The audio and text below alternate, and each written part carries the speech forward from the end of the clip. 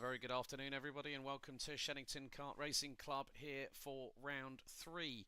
The spring speed surge as we are pretty much getting things underway for Junior Rotax Heat number 3. 22 drivers heading through into Cafe Corner, then through into Pits Bend here on the opening lap of this 8-minute plus an additional lap heat. We do also have this weekend the prestigious Motorsport UK KZ2 O Plate, where one driver will be a winner-take-all come this afternoon. The field making their way down from the direct drive circuit, 1,018 metres, as they have just headed through the Bruno chicane, then heading on to Hanger Straight before they break the timing beam. Very, very short lap around here at Shenington, deep in the Oxfordshire countryside. But Jack Price is leading the way ahead of Riley Thatcher by 0.2 of a second. William Webb and the number 89 has moved up 2 places to round out the top 3, with Izzy Wilkes, Oliver Smith, Maddox Chan, Jack Dimbleby, Matthew So, Daniel Clancy and Miles Burton rounding out the top 10. The latter 2 drivers have moved up 4 positions over the opening lap, as a lot of the drivers using that hairpin. A couple of drivers looking very, very racy, a bit side by side, 3 wide into the Bruno chicane, a little bit just off of the top 12, top 15, the bottom end of it. But Hugh Robson is one driver that hasn't really managed to get off the starting grid, so to speak. Crosses the line now and has dropped down a massive 15 places, having started 8th. But Jack Price continues to lead after the second lap of the race. Gap still between him and Riley Thatcher, 0.2. And Thatcher quickest in the opening sector on sector 1. Last time round, a 29.65. Oliver Smith gets past Izzy Wilkes for 4th, and Jack Dimbleby gets past on Maddox Chan for P6. But very, very closely packed as some drivers. So we have a full course yellow condition, the second time of the day. We did actually have one in the opening heat for KZ2 earlier on this morning. So that means we have the race effectively neutralised, a bit like a virtual safety car in Formula 1, where everyone has to be within a certain distance of each other and also cannot exceed a specific speed. So the drivers will be weaving side to side. It is quite cold. It has been quite cold all the way through today. It feels a lot colder than what the actual temperature suggests.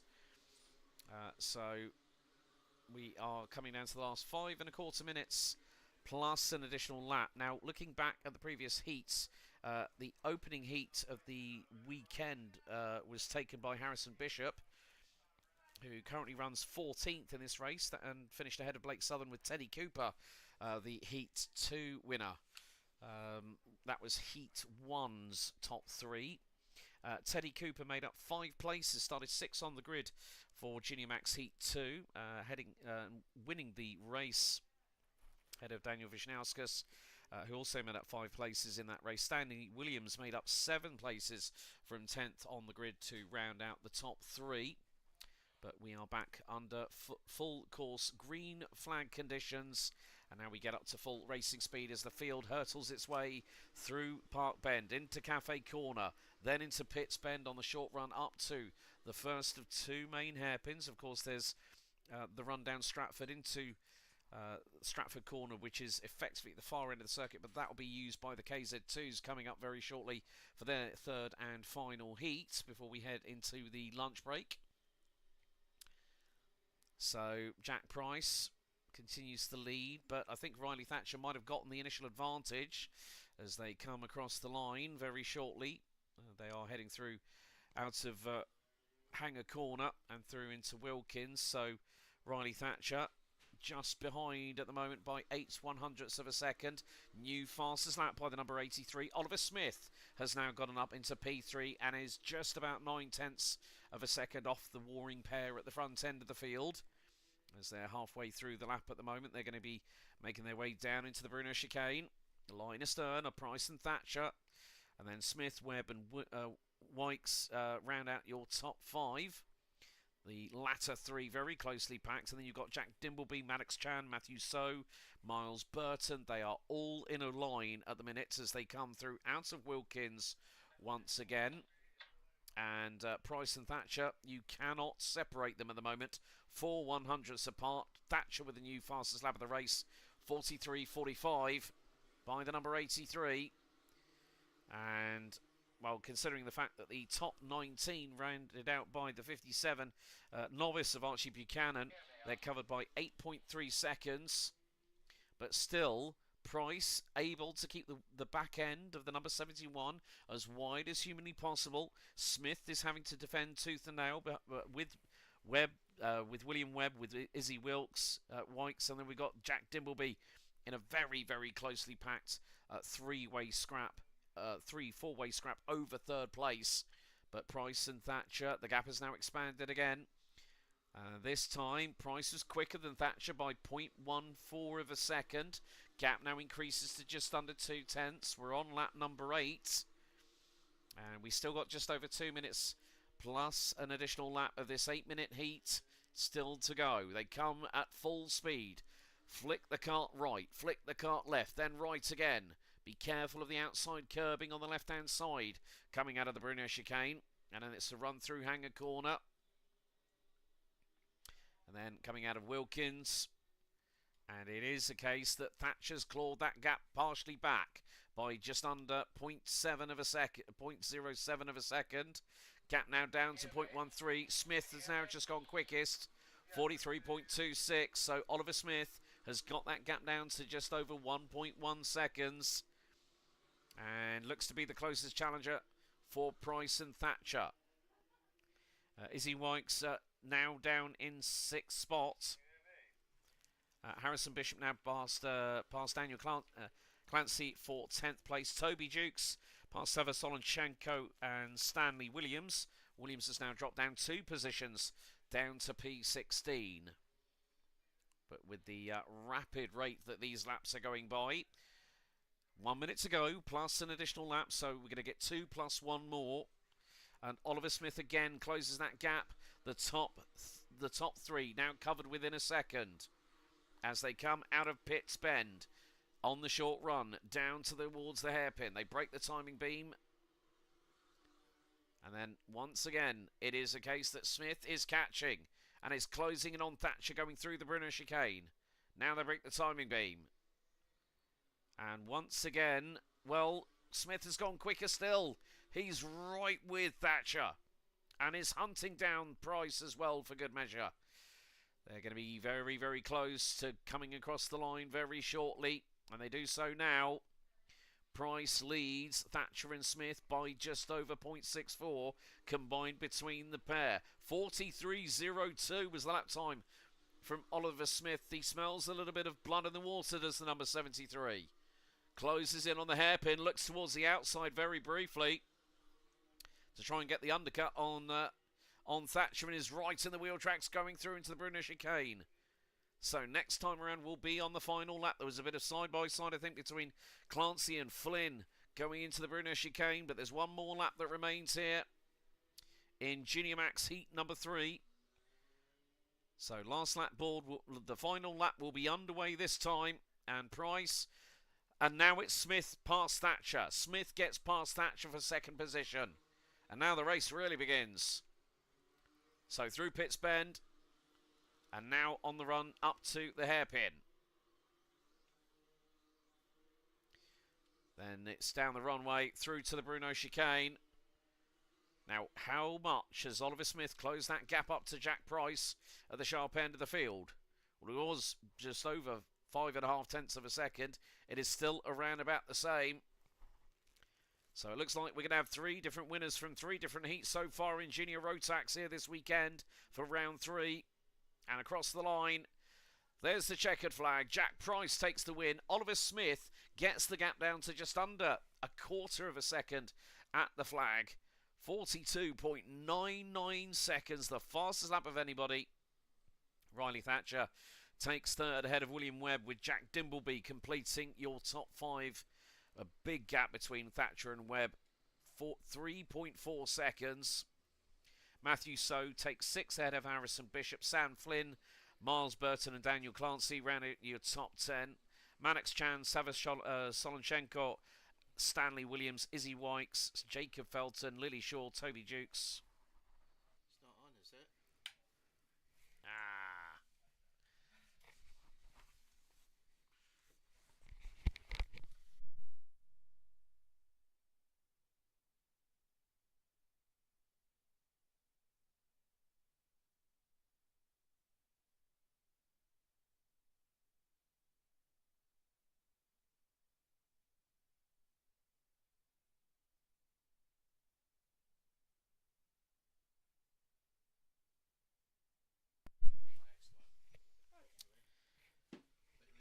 Well, after the results, Jack Price takes the win in Junior Rotax Heat 3 ahead of Oliver Smith, who sets the fastest lap of anybody, 42.99 on lap number 12, despite a full course yellow with with about half of the race remaining.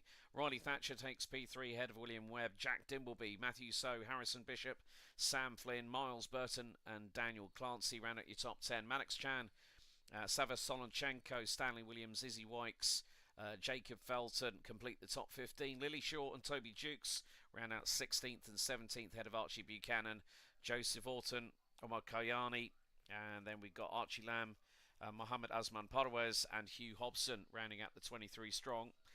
Next up, we've got our last third heat of the weekend here for the Spring Speed Surge. It's also great to see that after a year's absence, the Motorsport UK KZ2 O Plate returns for 2025. We'll be using the full gearbox layout circuit, which means the run down Stratford all the way to Stratford Corner. The circuit itself measures 1,211 metres.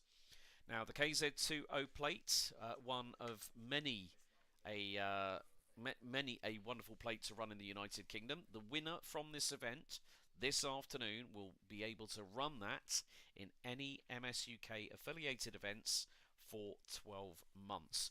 Now, last year the event was due to take place at Rissington. However, the event unfortunately did get cancelled.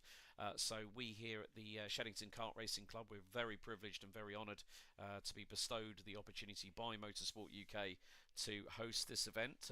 We do have two drivers in the field that do currently have plates on their karts. The E Plate, of course, there are so many different drivers in this particular event. The current O Plate holder running with Rush Performance, who have now become parts of the Formula K family, Charlie Turner was the last driver to win that. But Ella Stevens, the E Plate, well, gave Ashley Lewis something to think about in the opening heat of the weekend.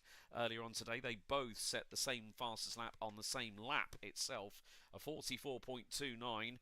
5/100ths of a second was the distance between Ashley Lewis and Ella Stevens. Lucas Ellingham rounded out your top three in heat number one. We've had two different winners from two different heats so far, and it was Neil McLennan that made it up from 7th on the grid to take the win ahead of Dan McKeown in the number 75. Miles Murphy in the number 5 made up 8 spots from just outside of the top 10 to complete your top three. Now, the big difference between all the other events, of course, the Shenington Kart Racing Club Winter Series comes to an end today, but is part of the 10-round calendar this season. The KZ2 O Plate, it is winner take all. The cumulative results of the 3 heats will then take us through to the 12-minute plus an additional lap final. So the KZ2 O Plate winner not only receives the O Plate, will receive the KZ2 O Plate trophy, but will also receive a new set of tyres courtesy of Zipcart and LeConte. Stu Stretton Photography will be providing a canvas print to the winner. The drivers finishing between 2nd and 5th in the final will receive a 30% discount of a set of tyres. The live stream this weekend is being sponsored by Jade Karts, Brian Rush and the team at Rush Performance, Andy Fairless Racing and Ian Bowman at Eurokart. So more to the point, it is going to be winner take all, and I certainly cannot wait for that one. A very, very different side of things when it comes to when we go from direct drive to gearbox. This is the most physically demanding discipline within karting itself. 6-speed shifter gearboxes, they need to be pushed to start. Acceleration, take for instance, you put yourself alongside in one of these karts that produces nearly 50 horsepower. You put it alongside a 911, you're probably going to match it 0 to 60. I remember being at Rissington in 2019, getting my first taste of KZ2 commentary. At Rissington, they don't use the boot for KZ2, they go flat out, and they were topping out at nearly 95 miles an hour. This is going to be a very, very tough affair for all drivers considered, but the person that wins the prestigious Motorsport UK KZ2 O Plate will have certainly earned it.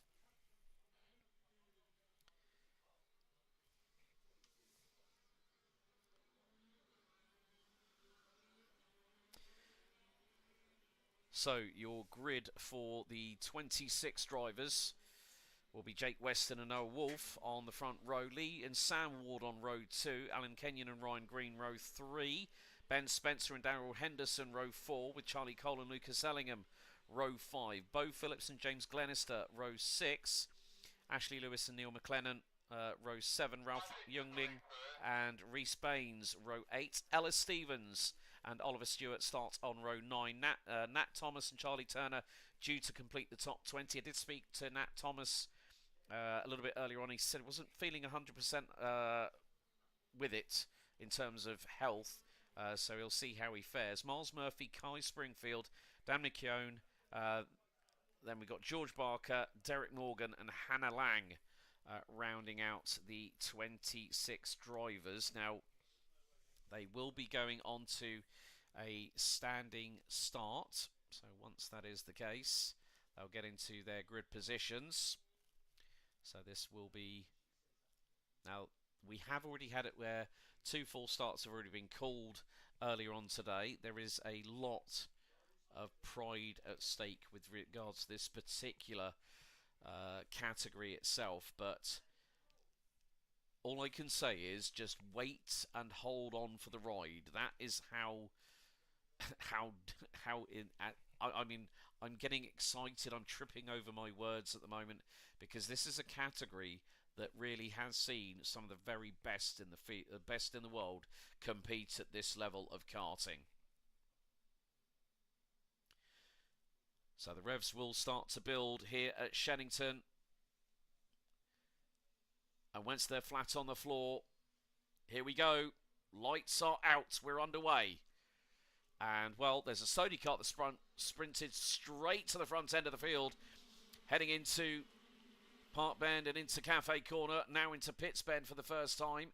They're going to light them up all the way up to 6th gear at full velocity, down into Stratford Corner. And then it's the run down the runway through into the Bruno chicane. And these drivers are going to be absolutely flying side by side at some points. But one driver has definitely made, and that is Jake Weston in the number 7. As they come across in towards sector number 2, and then through into Hanger Corner before heading through into Wilkins. After lap 1, Jake Weston leads by nearly a second ahead of Noah Wolf. Lee Ward, Darrell Henderson and Charlie Cole round out your top 5. Henderson and Cole have both sprinted 3 places up the order on the opening tour. So, looks like we've had a couple of problems for... Well, Ashley Lewis has moved up 11 places from 25th on the grid. Currently runs P14. Looks like the transponder might have a little issue at the moment. But in the minutes, everyone seems to be running quite cleanly so far. No big incidents yet to talk about at this moment in time. But Jake Weston is currently leading the way. Will bring the field across the line to complete lap number 2. And Noah Wolf has started to close in that gap on the, I think it's the VAR by Birrell entry. 44.52 for the number 45. The gap now down to just under 7/10 of a second. Up towards Stratford Corner again we go. And then down the runway into the Bruno chicane. Henderson and Cole very much intertwined in battle. And there's a big old skirmish happening behind. You've got the likes of Lee and Sam Ward. Sam Ward looks to have just gotten ahead, but Lucas Ellingham might have jumped the pair of them and may have just secured 5th place. So Charlie Turner's just been issued a contact warning by race control. And Lucas Ellingham did get past Lee and Sam Ward. Sam Ward's dropped down to 8th place, courtesy of Alan Kenyon. And Noah Wolf is now charging, has got the bit between the teeth and the fire lit in the belly, and is closing down on Jake Weston as they head into the Bruno chicane. So Charlie Cole not too far behind. Neither is Darrell Henderson. Lucas Ellingham is not out of this one either. Still remember him as an X30 Senior back at Wilton Mill. But we are 3 minutes in, and Noah Wolf has got to within striking distance. So Jake Weston is going to feel the pressure from behind, and then think, well, how am I going to defend? The best way sometimes is to make that cart as wide as humanly possible with the rear bumper. But one wrong move from Jake Weston, and Noah Wolf will be through quicker than you can say the word jump. So fastest lap of the race. Oh, purple sector for Noah Wolf, and I think he might have gotten through. I think Noah Wolf has gotten through on Jake Weston. We'll wait for the drivers to come across the line to confirm on the live timing. Across the line we go. Yep, Noah Wolf has now done a new fastest lap of the race, 43.97. He's now nearly 0.3 of a second ahead of Jake Weston. Alan Kenyon and Sam Ward have gotten up to 6th and 7th respectively. Lee Ward drops from 6th to 8th. James Glenister gets past Ryan Green for 10th place. Miles Murphy past Ella Stevens for 14th. Hannah Lang now past Ralph Youngling. There is and George Barker has had a contact warning. I did see a marshal sprint across one part of the track very quickly, so whether someone has had a little bit of strife. I think, yes, we do have yellow flags, and that is going to be coming into the first corner, so no overtaking permitted. Looks like Charlie Turner is going to have to fight his way through the field. There is a driver walking away from a cart, and that is Ryan Green. Ryan Green in the number 24, no, in the number 9 has just come a cropper, I'm afraid, with just over 3 minutes to go. The slightest contact, it might have been an instant between Ryan Green and George Barker at that time. So rounding out the top 20 is Reese Baines. Ella Stevens now trying to close down on Miles Murphy. So a lot of changes have been happening, but Noah Wolf holding on to a slender lead. And sometimes it's a little bit different when you are being the one hunted down by the opposition. And sometimes that can be a little bit easier for some of those drivers. Some will prefer to not have the pressure of competitors behind and just give chase and go, well, I'm going to stay in the wheel tracks and we're going to see what's going to happen. But Jake Weston, who got an absolutely brilliant hole shot, lit up the rear tyres, got the traction, got the purchase, shifted up and got the lead very, very quickly and opened it up to a second. Now Noah Wolf is starting to push. Another sub 44-second lap time for the number 45 and is 4.5 tenths ahead of Jake Weston. Changes a little bit further down towards the bottom of the top 10. Neil McLennan past Alan Kenyon for 7th. Oliver Stewart past James Glenister for 9th place. Dan McKeown past Lee Ward for 14th. Hannah Lang makes up another couple of positions. She's through on Bo Phillips and Ralph Youngling. Ralph, the brother of Timo Youngling. I still remember those Ralph and Timo when they used to race at Roy House and also with Ambition Motorsport a few years ago. So Ashley Lewis has tumbled all the way down to 24th. I don't think the number 4 is going to be taking any further part. He was our Heat 1 winner earlier on today, winning by 0.5 tenth ahead of Ella Stevens. But that was a bit frisky there from, I think it might have been Miles Murphy. Well, I thought it was the number 15. It looked like the number 15 We've got a yellow at Bruno, and now has someone rearranged the tyre barriers is the big question.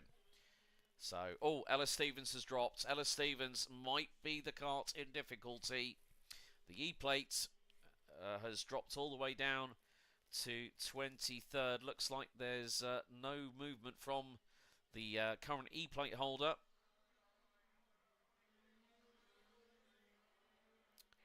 So blue flags, I think, are being indicated to the number 21 of Ben Spencer. That's been a request from the team on the track. Neil McLennan has got a contact warning by race control. So black and white warning flag. But Jake Weston is now trying to close that gap back to Noah Wolf. It was 5.5 tenths of a second. Next time around, it's going to be last lap of the race, which will then, after the results have been finalised, then we will find out what the starting grid will be for the Motorsport UK KZ2 O Plate, and that will take place at around about 20 past 3 this afternoon. Last lap is underway, and our leaders Noah Wolf and Jake Weston are making their way down towards Stratford Corner for the final time. Wolf has got enough distance between himself and Weston not to have to worry about things. If Weston was 2 kart lengths behind, then Noah Wolf would be worried.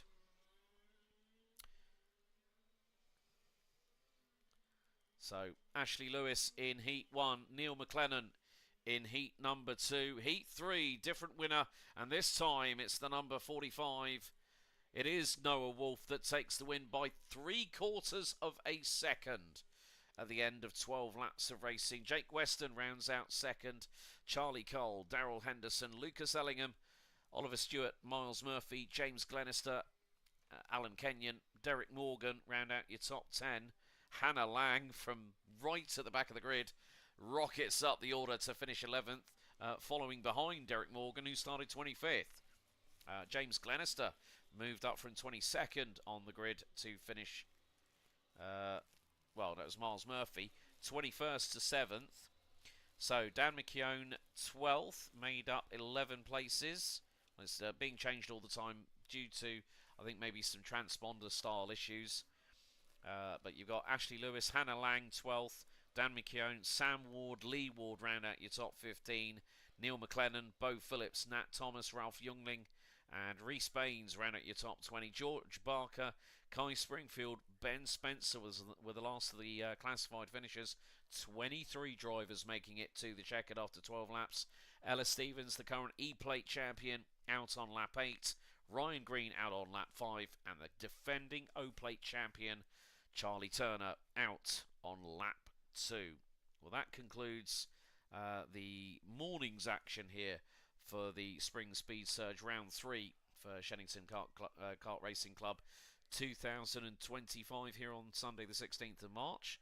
And we will be back with you not just on the Tannoy but on the Shenington Kart Racing Club YouTube channel, as there won't just be myself on here, Alex Goldschmidt, who's been kindly asked to jump in, but Aidan, who's done this fantastic video, is going to be dealing with some of our younger classes a little bit later on. So enjoy the lunch break, and all the very best of luck to the competitors after the lunch break here for round 3 here at Shenington Kart Racing Club for Spring Speed Surge 2025.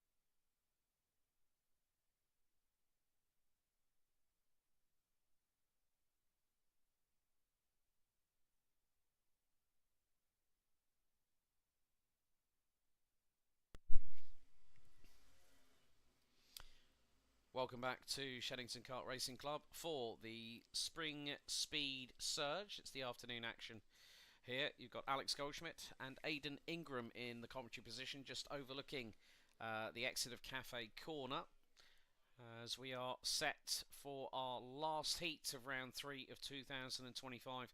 Then we're going to go into the finals, which includes the prestigious Motorsport UK KZ2 O Plates, which means that the winner of the O Plate this year will get a trophy, the prestigious O Plate that they will be able to run for the next 12 months, and also a brand new set of tyres, courtesy of Zipkart and Legant. And coming up very shortly, we've got a little bit of a recovery operation in progress.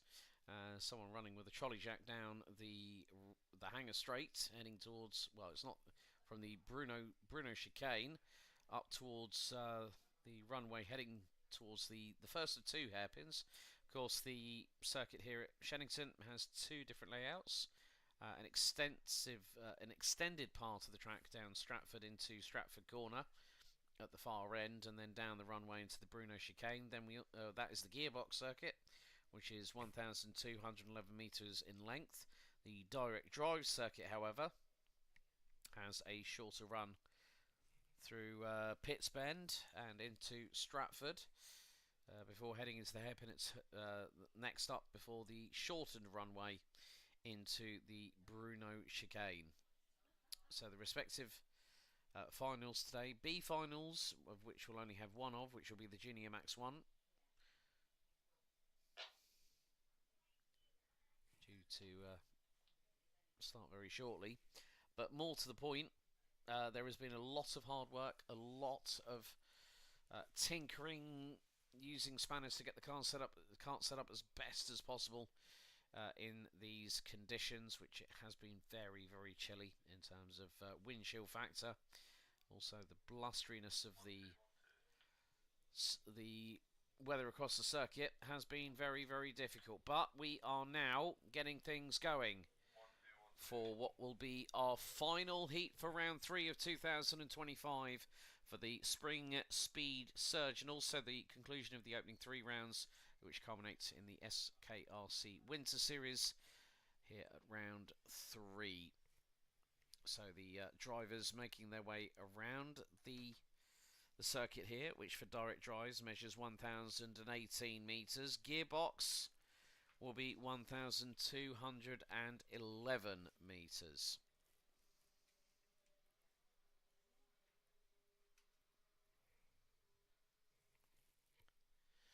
Oh, and we've already, well spotted there, Aidan. Someone's already had a drama, and we've not even got past the Bruno the Bruno chicane at the moment. So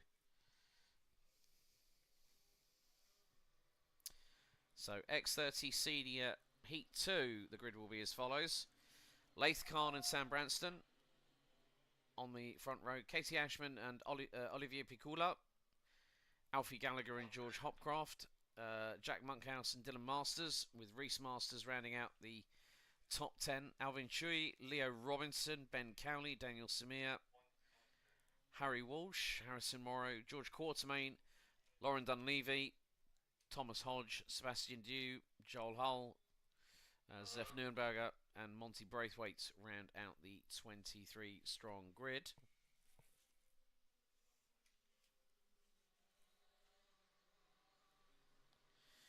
So the green flag flashes on the digi flag as we go through out of Cafe Corner for the first time, through into Pitts Bend, and now through the hairpin. Now it's the short run down the runway.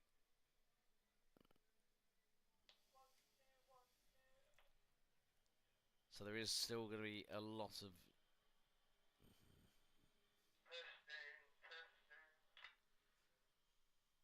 So the field makes its way down Hangar straight into Hangar Corner, and then the short shoot up to Wilkins, before they then accelerate once again and make their way through across the line. Well, we've got a full course yellow engaged. Once again, that's the 3rd one that I have noticed on the live timing. May not be the full picture given as to what has happened.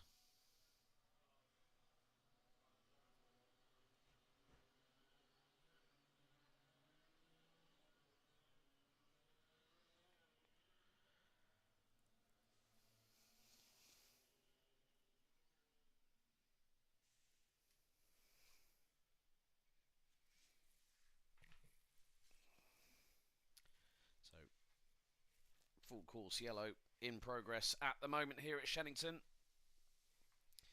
for the X30 Senior Second Heat. So Katie Ashman leads the way ahead of Olivier Piccola. Laith Khan, name I remember from way back when, currently P3. Sam Branston and Alfie Gallagher round out your top 5. Monty Braithwaite, Alvin Chui, Harry Walsh, Daniel Samir and Dylan Masters are your top 10 at the moment, as we've got, a glider has just gone over the circuit. Just on the other side of the Bruno chicane. And, well, we've got the, yep, so that is kart number,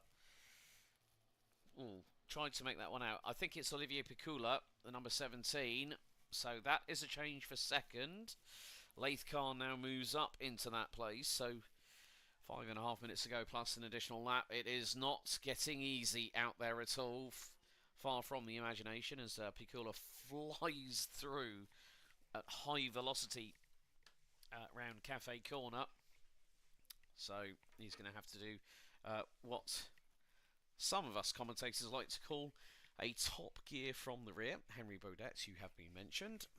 Right, but this could give Piccola the opportunity to claw all those positions back and maybe go after Katie Ashman for the race lead. However, nothing is set in stone. 5 minutes on the timer, yet to be given the go-ahead to restart under green flag racing conditions, but if they do start to accelerate coming out of Wilkins, we will be back underway, and we are. So Katie Ashman leads Laith Khan by just over half a second. Sam Branston right with the number 78 in the battle for P2 as they'll come out of Pitts Bend and run all the way down towards the hairpin. Then it's the run down the runway into the Bruno chicane. And Sam Branston has shown pretty good account of himself at the moment. Alfie Gallagher looks to be possibly in trouble, but he is already up 18 places from earlier on. We'll make that 19 places because Alfie Gallagher's just dropped down a position.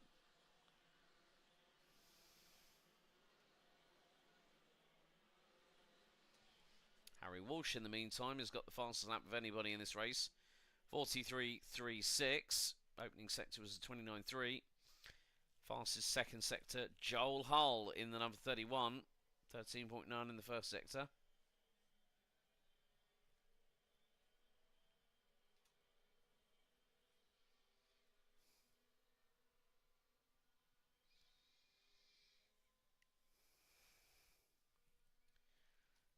So George Hopcroft looks to have been the driver that unfortunately may have caused the full course yellow. But after 3 minutes, scene of the crime was quickly moved out of harm's way. The racing could begin again.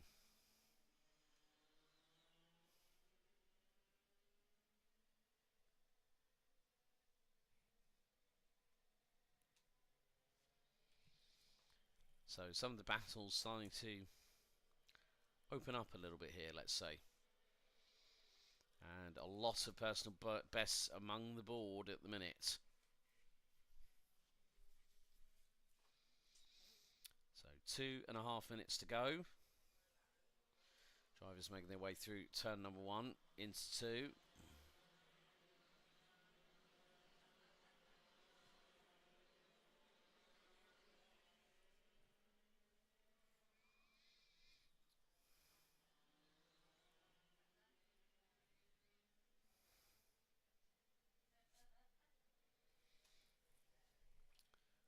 Harry Walsh with that overall first fastest sector. Well, that's just been bettered. I think Leo Robinson has just gone and put in the all-time fastest opening sector in this race, closely followed by Sam Branston, who leads the way. That lead is just over a second. So Laith Khan versus Katie Ashman for P2. Harry Walsh, Alfie Gallagher and Monty Braithwaite. They are the trio battling over 4th place.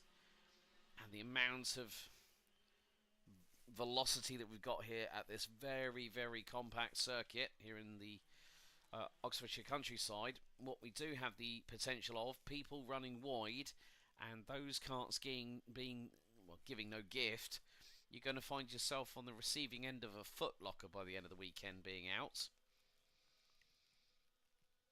Branston's just started responding and has got the gap up. Well, it was a second at the previous intermediate. Now make that 1.2. Just over a minute to go.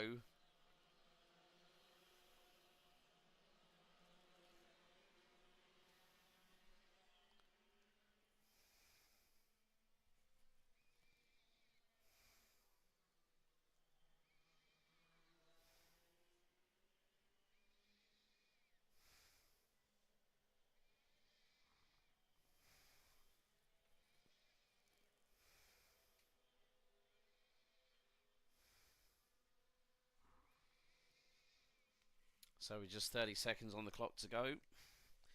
2 more laps remain in this race, and Sam Branston puts in another new fastest lap on lap 9. We're now on to lap 10. 42.01 for number 58, Laith Khan. Harry Walsh ran up your top 3, now joined by Alfie Gallagher. Monty Braithwaite moves down a position, and Leo Robinson gets past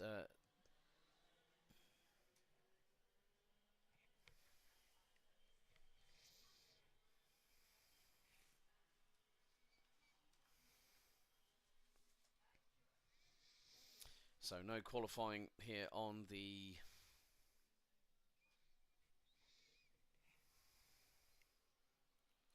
and Harry Walsh has definitely picked up his pace. He's just put in a .73.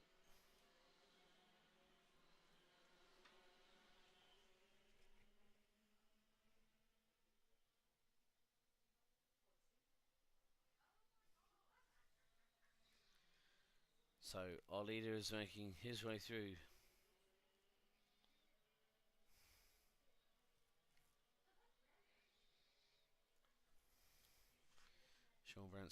Sam Branson trying to do everything that he can to keep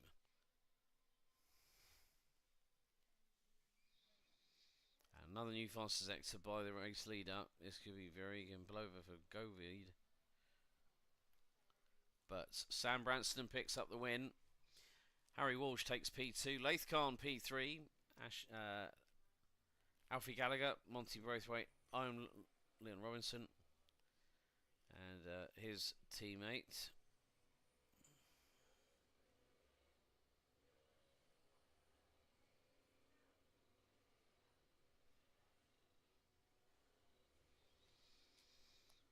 So that concludes our X30 Senior side of things. Well, in just a handful of minutes' time, we're going to get underway with our first final. It's Junior Max, the A final, coming up next, which will take place over a duration of 8 minutes plus 1 lap.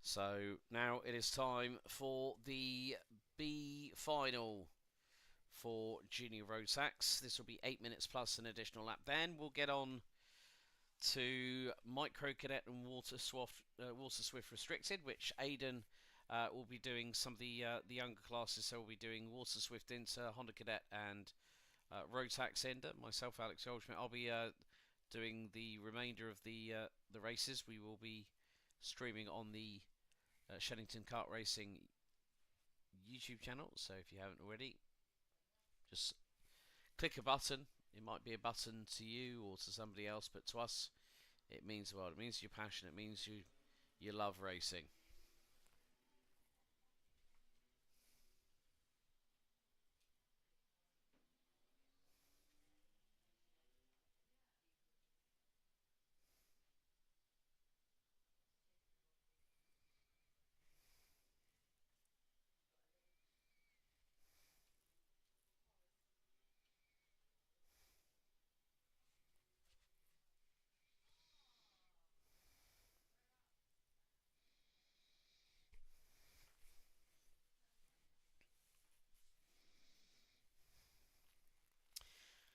So, the B final gets underway. Daniel Wisniewski is the driver. That is currently leading proceedings ahead of Archie Lamb, who's got Omar Kayani looking to the outside, going through into Pitts Bend for the first time. They run towards the hairpin at extreme velocity. And there is Mohamed Parwez not too far behind the number 38. So battle for fourth place could be heating up, but Kayani's caught up to Archie Lamb very, very quickly. Wisniewski goes purple in sector number 3.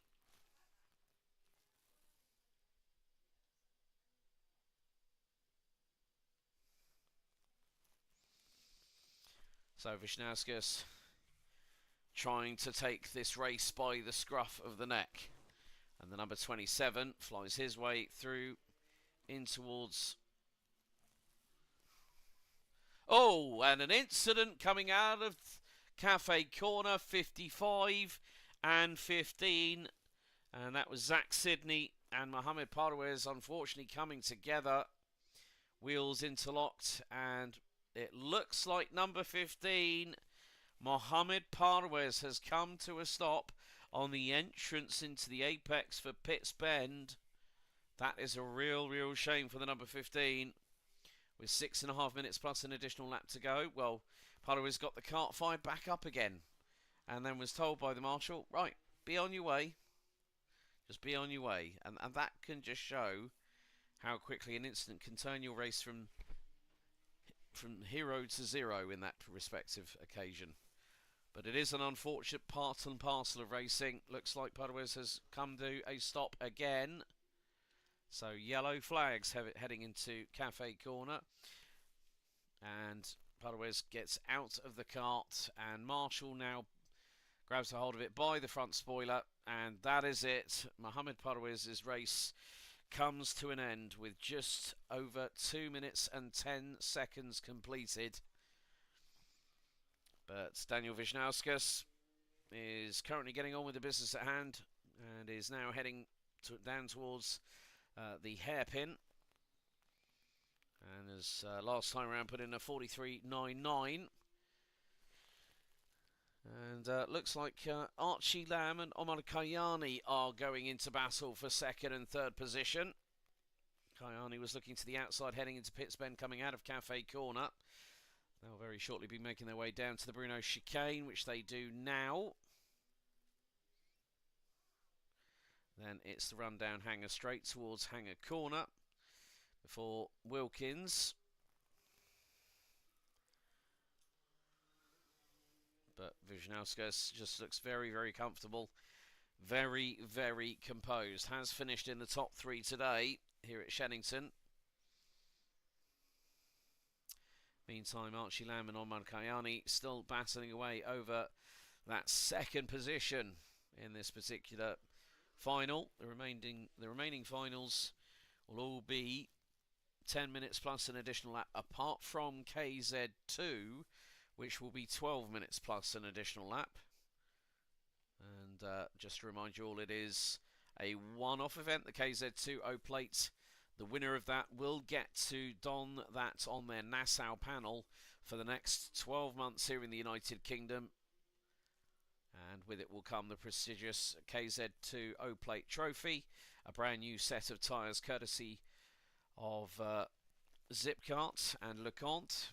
And also Stu Stretton Photography will be providing a canvas photo print to the winner. And for those KZ2 drivers that haven't yet picked up your thermal mugs, they are still in the office where you registered earlier on.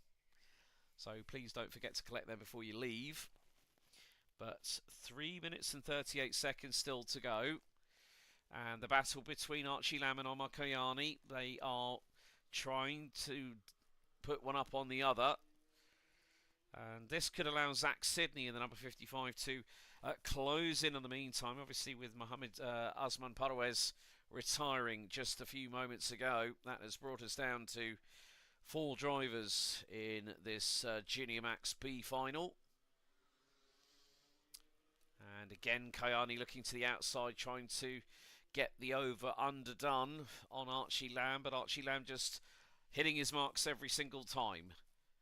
And now they come out of the hairpin, and has there been a change? Oh, Kayani was thinking of it, nearly pulled the trigger. But Archie Lamb just had the presence of mind to hop on the anchors and get the kart stopped, hit the racing line, and deny Kayani again of that opportunity of getting second position. And they're wheel to wheel, side by side, heading into the first corner. Oh, and has Kayani got the move done? Kayani has, and with them now is Zach Sidney. It's a three-way scrap for second position. So second, third and fourth up for grabs. They go through to the hairpin. And running a little bit deep was Omar Kayani, but Archie Lamb has got Zach Sidney for close company through the Bruno chicane. Wisnauskas just carrying on with business as if it's a Sunday afternoon drive in the countryside with just under 2 minutes remaining. The other three make their way through Wilkins Corner and now head through onto Park Straight before Park Bend here at T1. Kayani starting to pull away a little bit. Archie Lamb just hoping, praying that, well, he's got to be on a hope and a prayer right now because Zach Sidney is through for third place.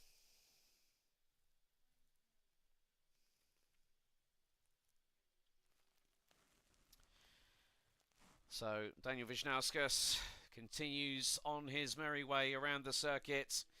Very much untroubled, has a big lead, a very big lead. That's probably going to be at least the best part of maybe 13 to 15 seconds at the very least, as the other three will come across the line now. And the lead is 24.27 seconds. Zach Sidney has got a sniff at second position. Goes through Pitts Bend, now down Stratford. And will Sidney go for the opportunity? Might have the inside line. They come through the hairpin. And they're wheel to wheel. And I think the move has happened. I think Sidney got through on Kayani. And that was on the approach down to the Bruno chicane.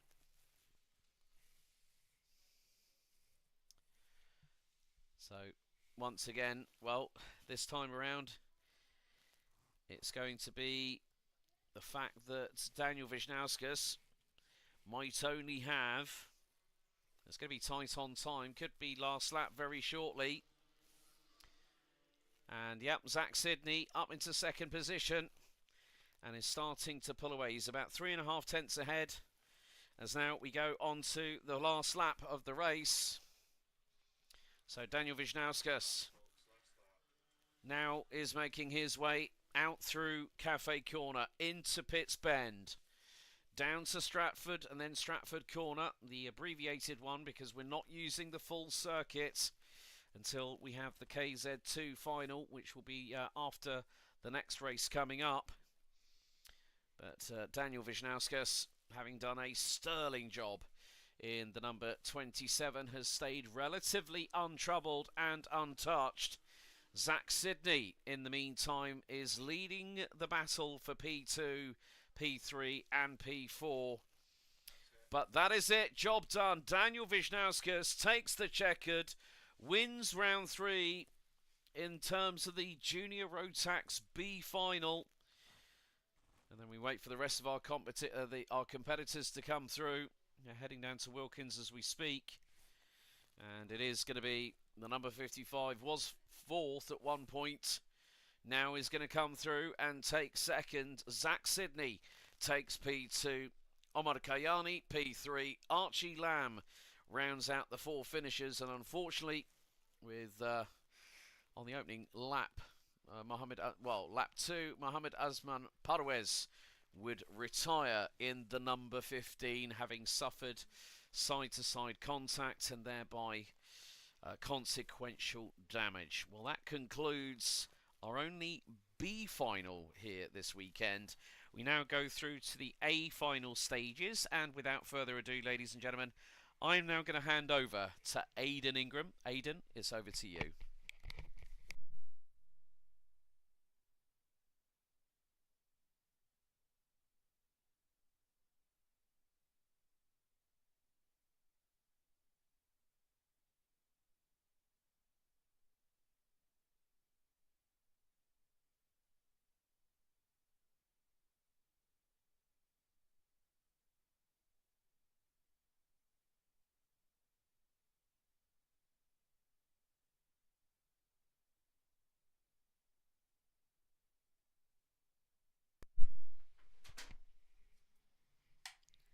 Hello and good afternoon.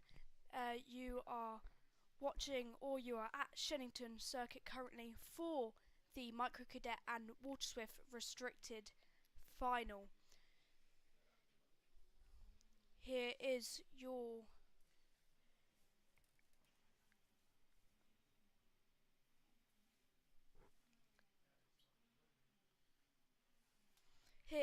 starting grid for this race. We've got Oscar Churches, the number 18 kart, starting on pole. We've got Oliver Brunt, the 99 kart, in second, and we've got Travis Giddings in third, and Arthur Kaiser rounding out the top four and the grid. As we come onto the start-finish straight, we start the race. Yet we are green here as we come through Parker's and Cafe Corner, the left-right complex, past my commentary box, into the left of Parker's. We come onto the run, up to Stratford, here through the hairpin. Oscar Churches still leads as we come onto the Bruno chicane. It is bumper to bumper between the top two there, coming onto this long straight. We come up to the last corner of Wilkins. The right-hander that tightens round, a very, very difficult corner to get right for these drivers, which then leads onto the main straight. As we come round, that is still Oscar Churches that lead us, but they are right bumper to bumper as we come through Cafe Corner. No, Travis Giddens has made the move on Oliver Brunt in that last lap for second. Oscar Churches still holds the fastest lap with a 51.4. Travis Giddings closely behind with a 51.58. Through Bruno chicane we go.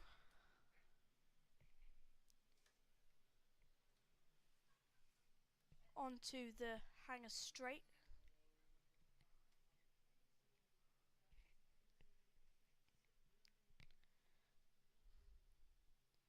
This is a 9-minute final we have here. Oh, is that a move for the lead there? That looks to be Travis Giddings. Yes, Travis Giddings has taken the lead of this Micro Cadet race as we run up to the Stratford hairpin. Can Travis make a comeback here? Is he going to be able to retake that lead? No, not yet, as we go bumper to bumper into the Bruno chicane. It's still Travis Giddings. No, Travis Giddings has dropped down into second. Correction there.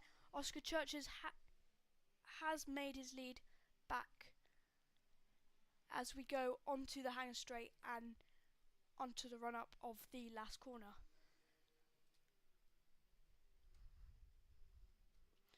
Onto the main straight we go. They're going to be side by side here through Cafe Corner.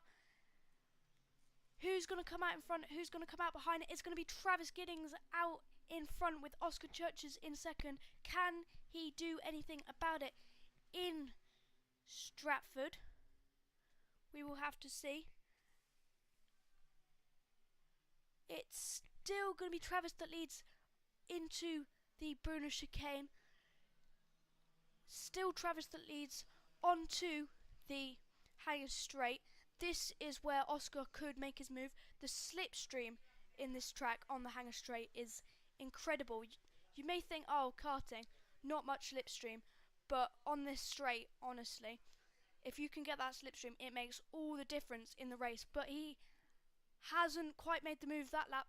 It's Travis that still leads from Oscar as we come onto the run-up to Stratford hairpin. And there they go.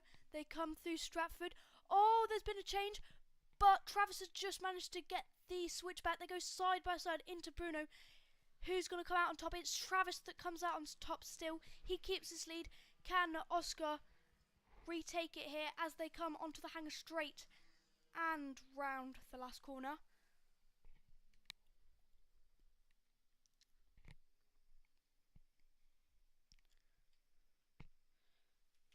Here we go, they go onto the main straight here. It's still Travis that leads with Oscar right behind. They are bumper to bumper. We've got 5 minutes, just under 6 minutes left on the clock of this Micro Cadet final.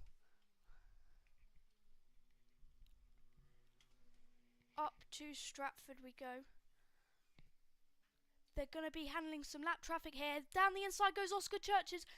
There he is through the Bruno chicane, but Travis manages to just keep it through the right-left complex onto the hanger straight. This is going to be a very, very close finish here in this race, in this final, as we come onto the main straight. It's Travis that's still out in front, but Oscar's going to look for a move possibly into Cafe. No, he sticks nicely behind. Just past the halfway point, just past the halfway point. We are just past the halfway point now in this final as we come onto the run-up to the Stratford hairpin. The shortened version of this track. Obviously, we are still racing direct drive karts as we come onto Bruno chicane. Onto the hanger straight, possibly one of the longest straights in UK karting.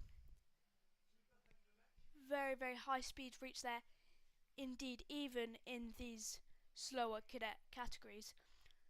Onto the main straight we go then. And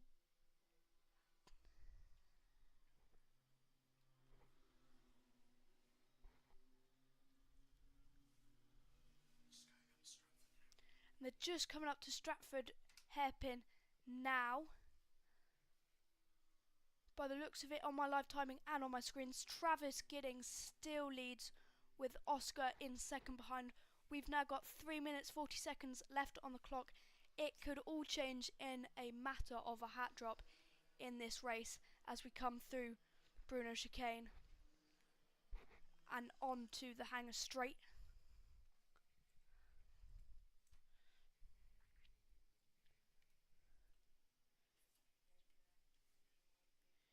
There we go. And we lead and we look at them through Cafe Corner now, still rear bumper glued to front bumper. Travis Giddings defending his life against Oscar Churches right behind him. On to the run up to Stratford hairpin. They're gonna they almost went side by side, they almost lost it on the curb, but they just managed to correct it in time as we come through the Bruno chicane here and onto the hanger straight. Number 44 of Travis Giddings still leading this race. We've got 2 minutes 40 seconds left on the clock. Let's see what Oscar Churches can do.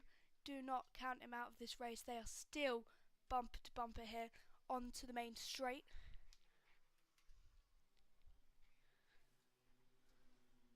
And there we go as we come through Cafe Corner and onto the run up to Stratford.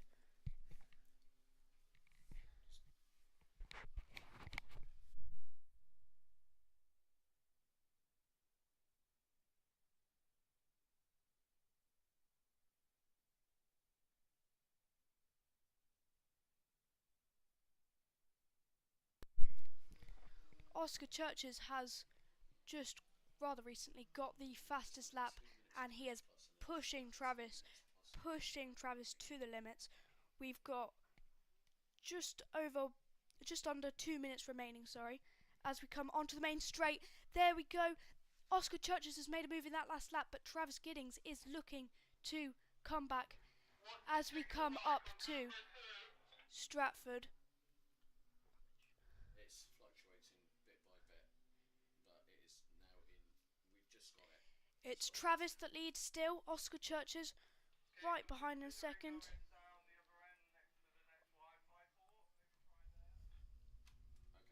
Oscar Churches still holds the fastest lap of this race of 49.82 set on lap 7. We have got exactly 1 minute left on the clock now as we come onto the hanger straight with our leaders.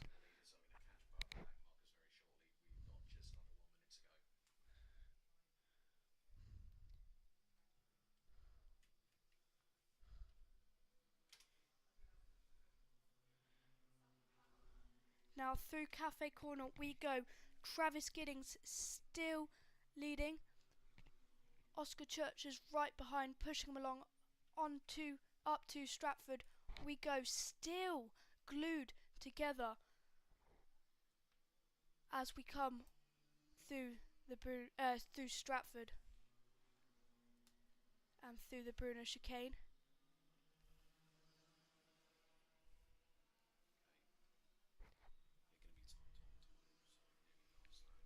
We're going to be tight on time.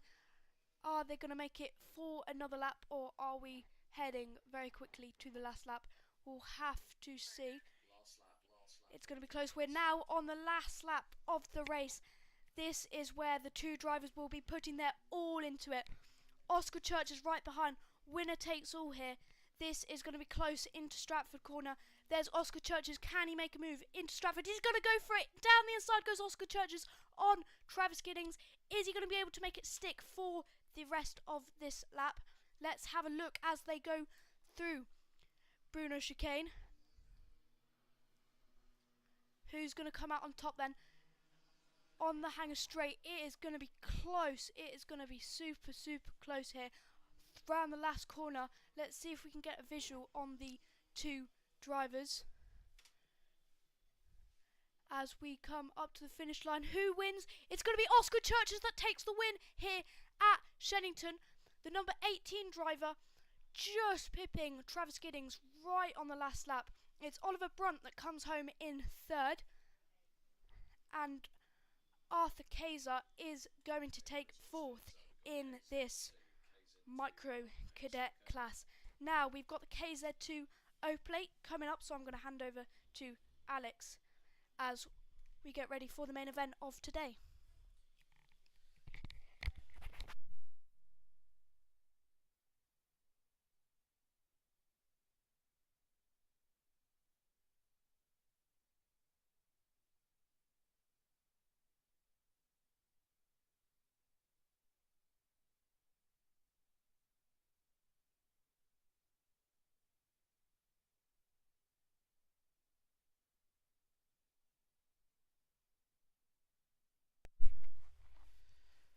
Well, ladies and gentlemen, it is time for the main event here for round 3 of Spring Speed Surge 2025. It is time for KZ2, the Motorsport UK O Plate here at Shenington Kart Race Circuit. We're going to be using the full gearbox variation of this track, 1,211 metres.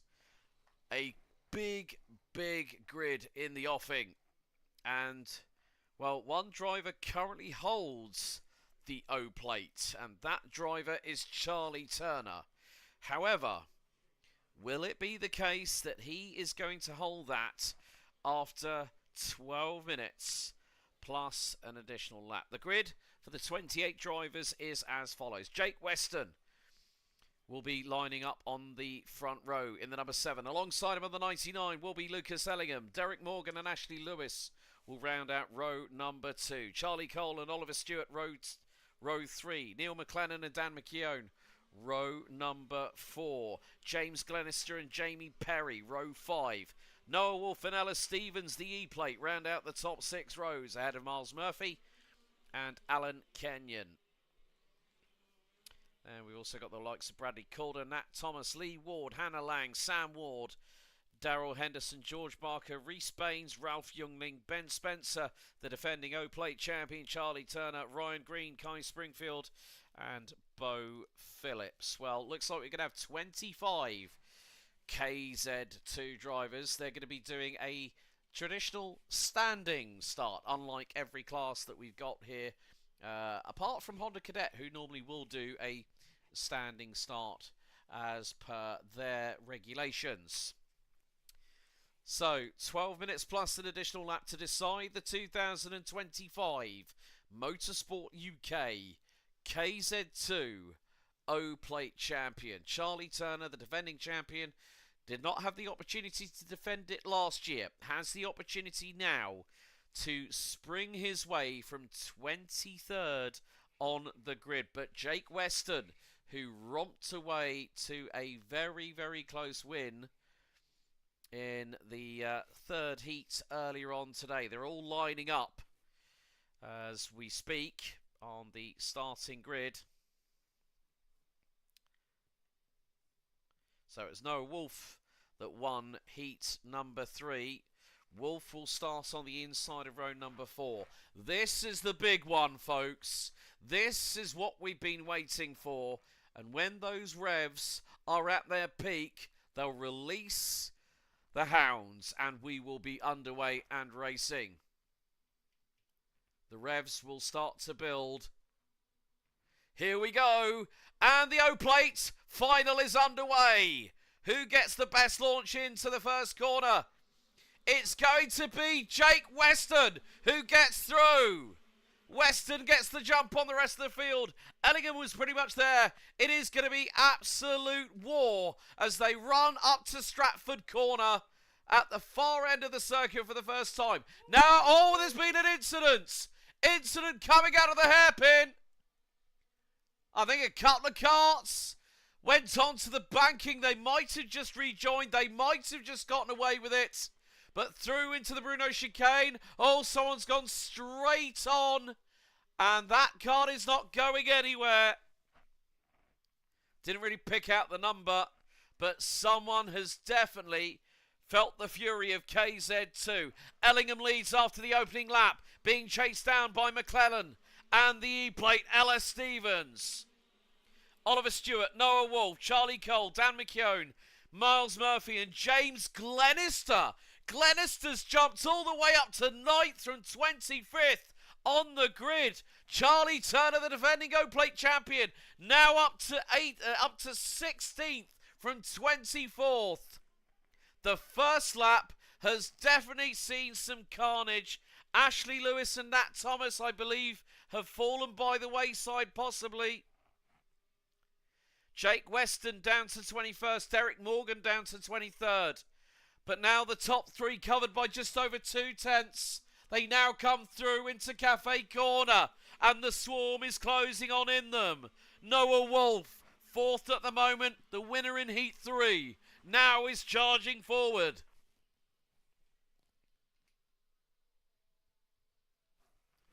And more to the point, Noah Wolf has just put in the fastest lap of the race, 44.8 by the number 45. They go down into the Bruno chicane. Ellingham is leading. Air temperature has been nothing more than about 2 to maybe 4 degrees centigrade at a push. It has been cold. It has been bracing with these cold weather conditions. It's 3 wide across the line for the race lead. And who's going to get through? It's going to be Lucas Ellingham. Lucas Ellingham. It was literally 3 100ths across the line. McLennan was leading. Stevens was second. Ellingham was third. I cannot believe my eyes. Miles Murphy in the number 5 now puts in the fastest lap of the race at 44.38. Ashley Lewis, the number 4 who won the opening heats of the event, is unfortunately out of this race after just the first few moments. As soon as we got to Stratford Hairpin, the number 4 ended up off circuit and the cart's damaged significantly. And now Lucas Ellingham leads, but who is hot on his heels? It's Ellis Stevens, the E-Plate. Ellis Stevens gave Ashley Lewis something to think about, and now she's doing exactly the same to Lucas Ellingham in the number 99. They go down towards Stratford Hairpin. Now it's up the gearbox all the way to 6th. Stevens is in the wheel tracks of Ellingham. Going into the Bruno chicane. Now on to Hanger. Now they're going all the way round the circuit in towards Wilkins. And then it's going to be the run out of the final corner. 8 minutes and 12 seconds still to go, plus an additional lap. It's a case of not if, it's a case of when Ellis Stevens will pull the trigger and go for glory. Charlie Turner might be 3.3 seconds off of the race lead, but he's all the way down in 13th place.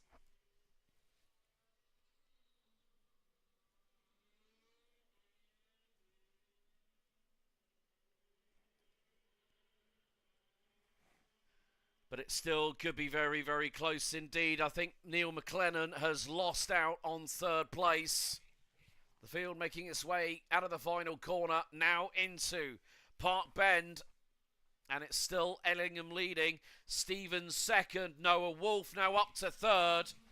And look at the train behind Lucas Ellingham. Charlie Turner's now got himself up into 12th. I think he just heard me as if to say, come on, Charlie, pull your finger out. That's exactly what he's done. James Glenister is the fastest driver out on the circuit. Lap 4 is a 44.35. Still 7 minutes to go. Yellow flags going into Pitts Bend. And we've got a yellow flag at Stratford Hairpin. So does the... Now, I cannot see a full course yellow being employed. But there is drama. Reese Baines, unfortunately, is out. And Ellis Stevens briefly held on to the lead. And Lucas Ellingham just stole it back. Noah Wolf is definitely putting the pressure on the E plate. Someone very much linked with Alice Powell. And Ellis Stevens is doing something special. But she's had a contact warning. Ellingham. Oh! And, well, I saw Stevens go across the nose of Noah Wolf into the Bruno chicane. That was very, very close indeed. Ralph Youngling, the Sodi UK driver in the number 20, I think he's out as well. This is just what some drivers will do to try and push to the limit, and then some. Darrell Henderson is the driver with the new fastest lap of the race, but we've got another driver that's fallen by the wayside, and I think that's that's the number 93. Kai Springfield is out of the race. That kart is going no further and is having to pull the kart lifted up by the rear axle. Oh, that's at a very, very precarious position.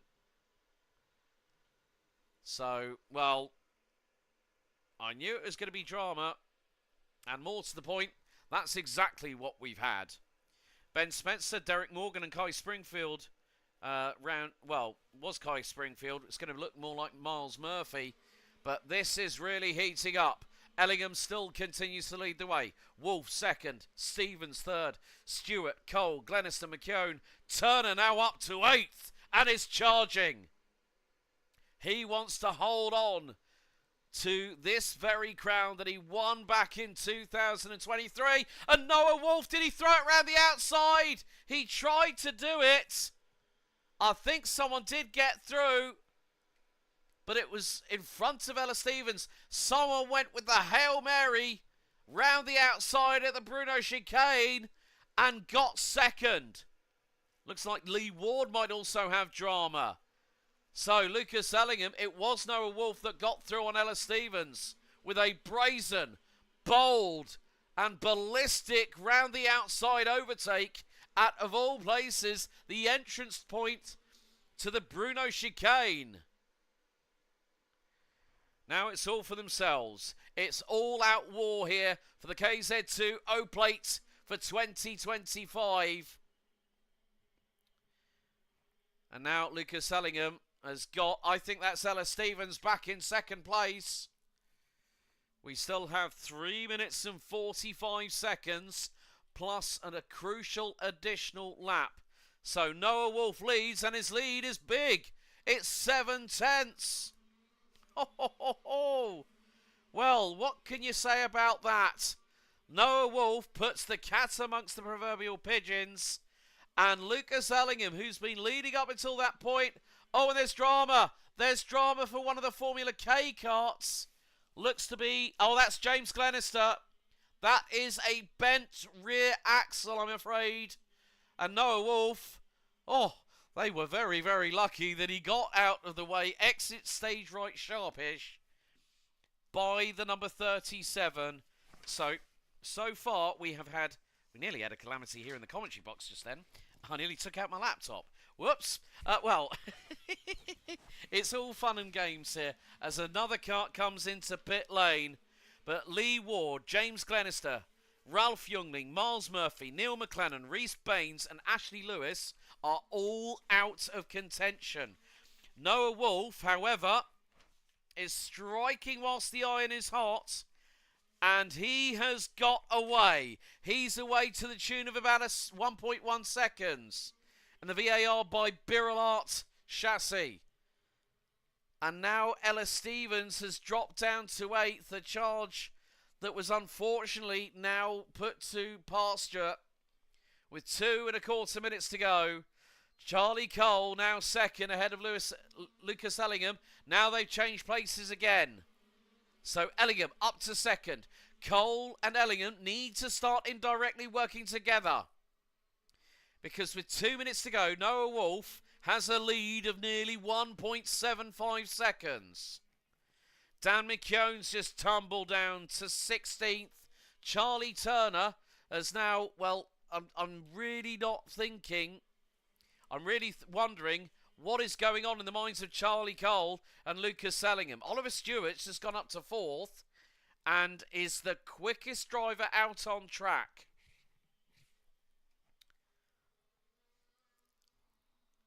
And, well, it looks like things have changed again. What's happened to Charlie Turner? Well, he's dropped down to 11th according to the live timing. Ellis Stevens back up into 6th. So I'm wondering if there may be a possible transponder issue. Not 100% sure. But Noah Wolf, he's got this. Noah Wolf, if Lucas Ellingham and Charlie Cole were within shouting distance, they'd have him. Unfortunately, that is not the case. So we are going to have, well, the laps are ticking by quickly. 3 laps to go. 44.29 was the last lap done by Noah Wolf. Lucas Ellingham and Charlie Cole matched each other on lap time. 44.82. Gap now 3.1 and climbing.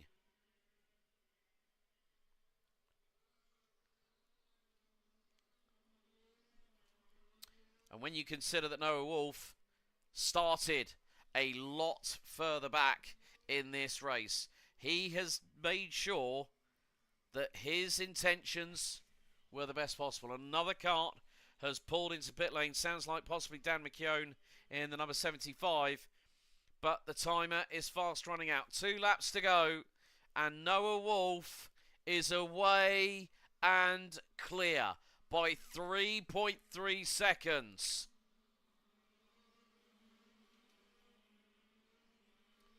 Last lap has been called apparently, and Noah Wolf has about 800 metres to negotiate. He goes down the runway into the Bruno chicane for what is going to be the final time here on lap number 17. Down Hanger Straight into Hanger Corner. Then there's just Wilkins, and then he's got to power out of the final left-hander. Out of the final corner, and Noah Wolf will become your 2025 Motorsport UK KZ2 O Plate champion. By 3.55 seconds, the title turns from Charlie Turner to Noah Wolf in the number 45.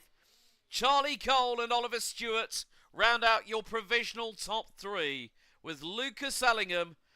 And I have to say, credit where credit is due. Charlie Turner from 23rd on the grid to finish 5th is a monumental effort. Ella Stevens was in the fray. She finishes P6. Darrell Henderson, Sam Ward, Alan Kenyon, Jake Weston, Hannah Lang, George Barker, Nat Thomas, Ben Spencer, Ben Morgan, and Bo Phillips, the last of the classified finishers. Dan McKeown retiring with 3 laps to go. A further 2 laps before that. James Glenister with a broken back axle. Lee Ward, Kai Springfield, Ralph Youngling, Miles Murphy, Neil McLennan, Reese Baines and Ashley Lewis. That was your 25 strong grid for the Motorsport UK KZ2 O Plate title. And it goes to Noah Wolf.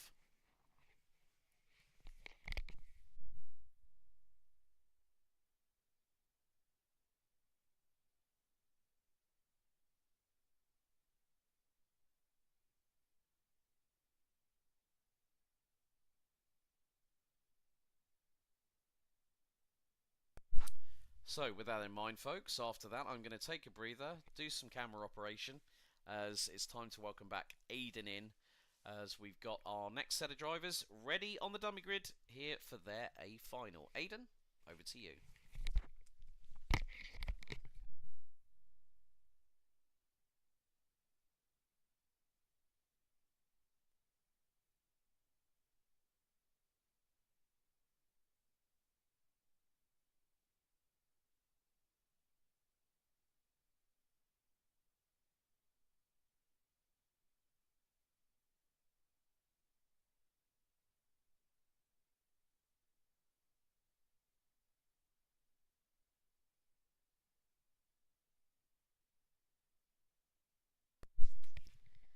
Okay, hello Shenington and hello to our YouTube viewers.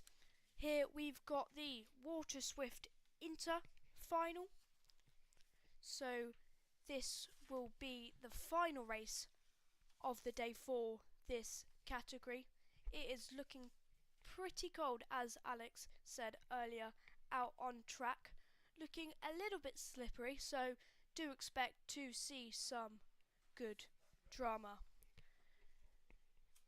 Hopefully it is exciting as our last race in the KZ2s. That was absolutely phenomenal as we come round side by side, bumper to bumper for our rolling start, round the last corner and on to the main straight for these inter karts. So these will be drives from 10 to 14 here. Onto the main straight we go, into the left-hander of Parker's and through to Cafe. We've got Chester Forks leading there in the number 38 kart as we run up to Stratford Corner, again taking the slightly shorter version compared to our last race. Round the hairpin they go, taking that exit curb. Oh, we've got somebody on the banking.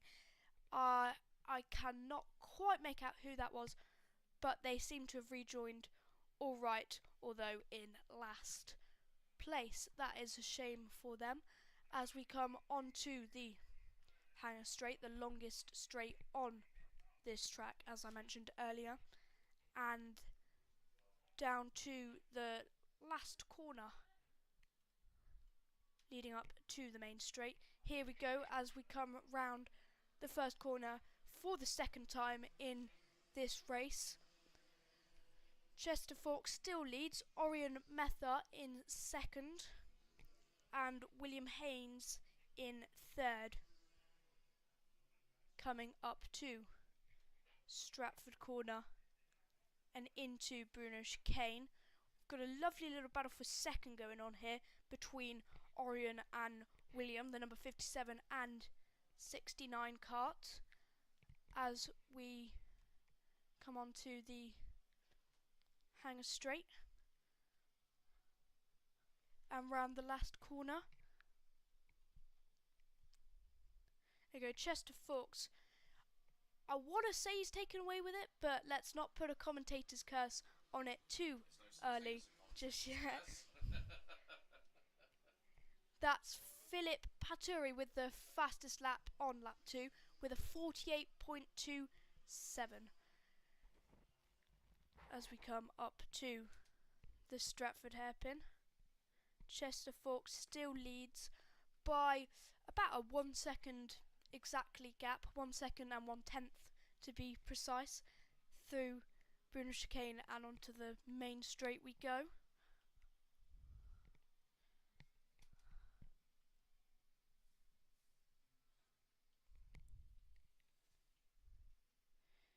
Still got a lovely little battle going on for second here between Orion and William. Let's have a look at that as they go through Cafe Corner.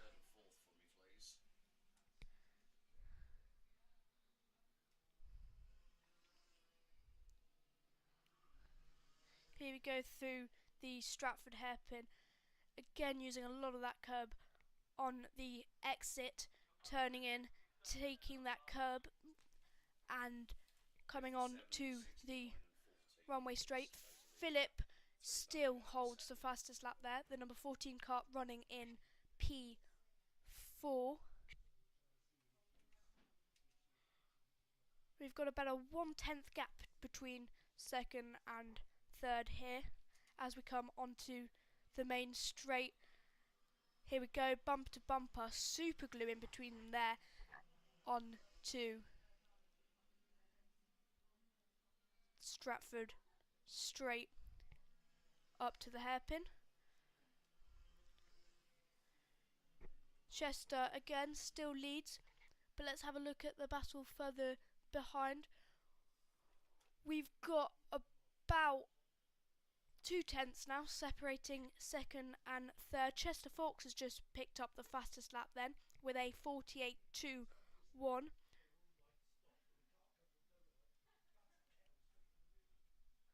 Around the last corner we come. Chester seems to be leading away with it, but there we go, there's a change. That's William Haynes up in front. Yeah, that's the 69 kart running in second of William Haynes in front of Orion Meta. What can he do into Stratford hairpin? Can he respond? Let's have a look as we come round. William Haynes has just picked up the lap there, a 48 dead. That's his fastest lap. We are still inches away from a move there with William Haynes. He will be pushing Orion like mad.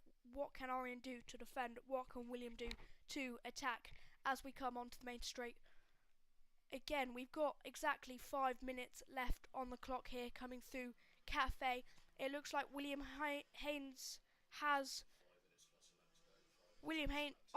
Orion is dropping back to P4 of Philip Patura. Obviously a very fast driver. Picked up the fastest lap earlier on in this race before being snatched away from William Haynes. As we go side by side there through the Bruno chicane. Who was that making move? Was that Philip making move on Orion there for P3? I believe it was. Let's wait until my live timing updates when we cross the start finish line. Who is up in front? It's Orion who runs in second, William Haynes in third, and Philip in fourth. So my mistake there. We've now got 4 minutes 10 seconds left on the clock as we look to Stratford hairpin. Chester still with a lead of 1 second and 3/10. Chester seems to be maintaining that lead pretty well here in this race. I can't say it's gone up massively since he first got it, but it hasn't gone down either. He is maintaining that first position very, very well. I'm sure that's eliminating a lot of stress in his mind. Coming round the first corner, we've got a lovely train of three here. That's second, third and fourth. Second, third and fourth, yes, of Orion Meta, Philip Patura and William Haynes. All in a train. We've got 3 minutes 10 seconds left on the clock here at Shenington as we come through the Bruno chicane. We still stay in that lovely conga line onto the longest straight on the track, Hanger Straight, and down to the last corner.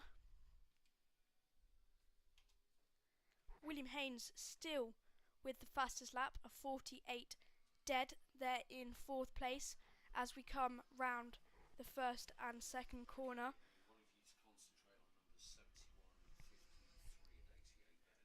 We've got 2 minutes and 30 seconds left on the clock now here in this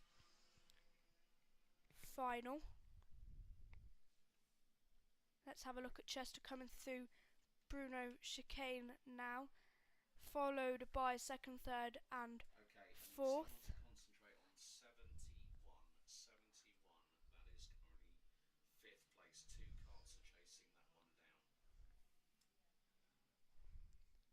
We now go on to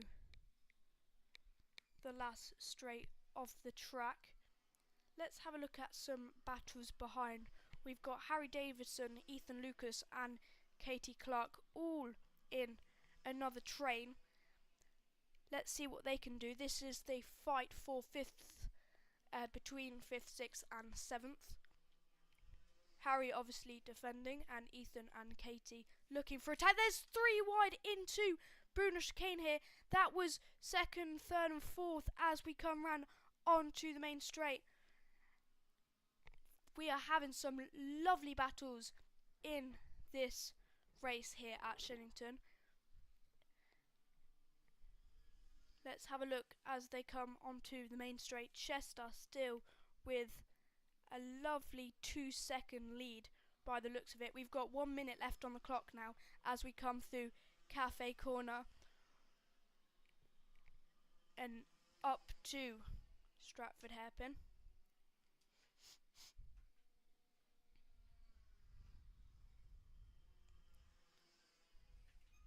Let's have a look on the run up to Bruno Chicane.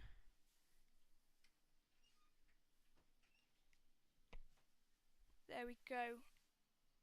Up to the run onto. We're almost on the last lap here. With 30 seconds left on the clock, let's see how many laps we have got left to juice out of this race here. Is that a move for 2nd place? I believe it is. That's Philip Patura now in 2nd, followed by William Haynes and Orion Meta in the top 4 as we come round Cafe Corner.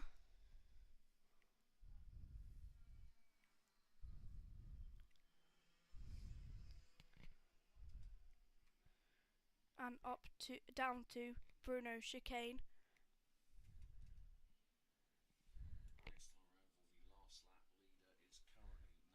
We've got 2 laps left on the clock now. 2 laps left on the clock. Let's see if Chester can take away the lead. It's not over till it's over. It's not over till the checker flag comes out. Anything could happen in this race here as we come round Cafe Corner. Who's going to come out on top? Who's going to be left in Parc Ferme disappointed? We will have to see as we come up to the Stratford Hairpin. Down to Bruno Chicane.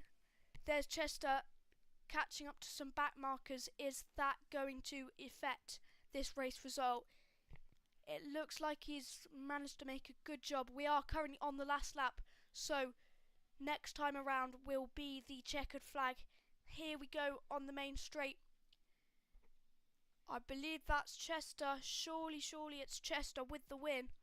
As we come onto the main straight, there we go. That's Chester Fawkes with the win of this Water Swift Inter race. William Haynes in 2nd, Philip Patura in 3rd, Orion Metha in 4th, Harry Davidson in 5th, Ethan Lucas in 6th, Katie Clark in 7th, William Bennett in 8th, Rex Pooley in 9th, and Harry Whitehouse rounding out the grid in 10th. Anyway, we have got the Honda Cadet race coming up. Let's have a look at this one. This is bound to be an exciting one with the likes of Ben Bowes and Harry White both in a little bit of a championship battle this season.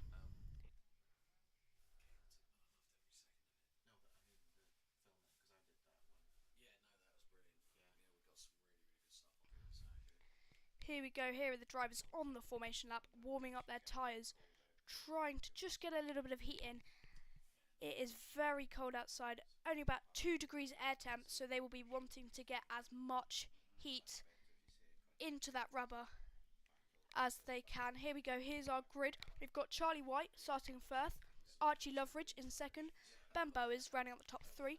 Then we've got Dino Rowlands in 4th, Nikita Roberts in 5th, Finney Thirdfields in 6th, Aurora Joel in 7th, Jaden Bond in 8th, Oliver Vickers in 9th, and Bradley Sutton rounding out the top 10 of the grid. Anyway, I believe we're getting a rolling start in this Honda Cadet class as we come up to the first corner. Who's going to lead? It's Charlie White still in the lead. Ben Bowes has got himself up into 2nd place here as we come through Cafe Corner. It's still bumper to bumper, side by side between all the grid here as we come up to the Stratford hairpin.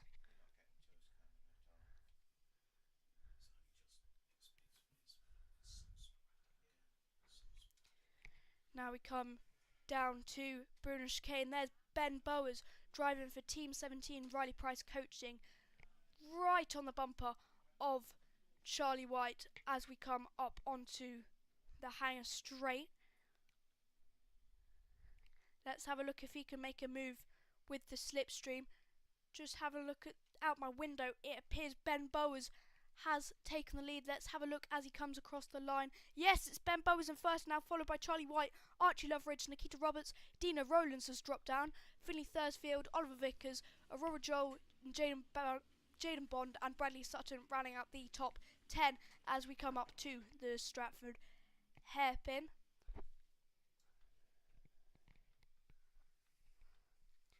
Here we go now as they run down to the chicane.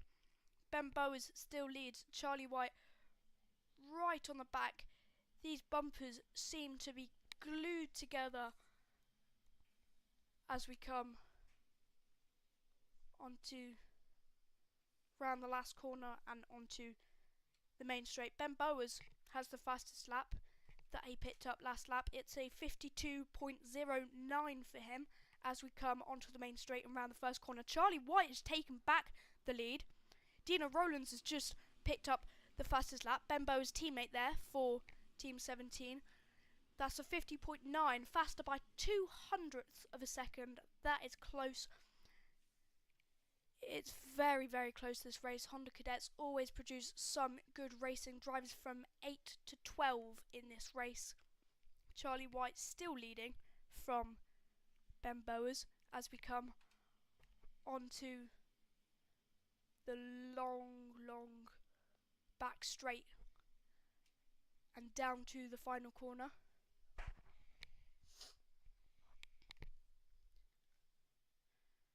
Let's have a look as they go onto the main straight. Charlie White still leads, having a look behind if I saw correctly there, making sure there isn't a move from Ben Bowers as we come up to the Stratford hairpin.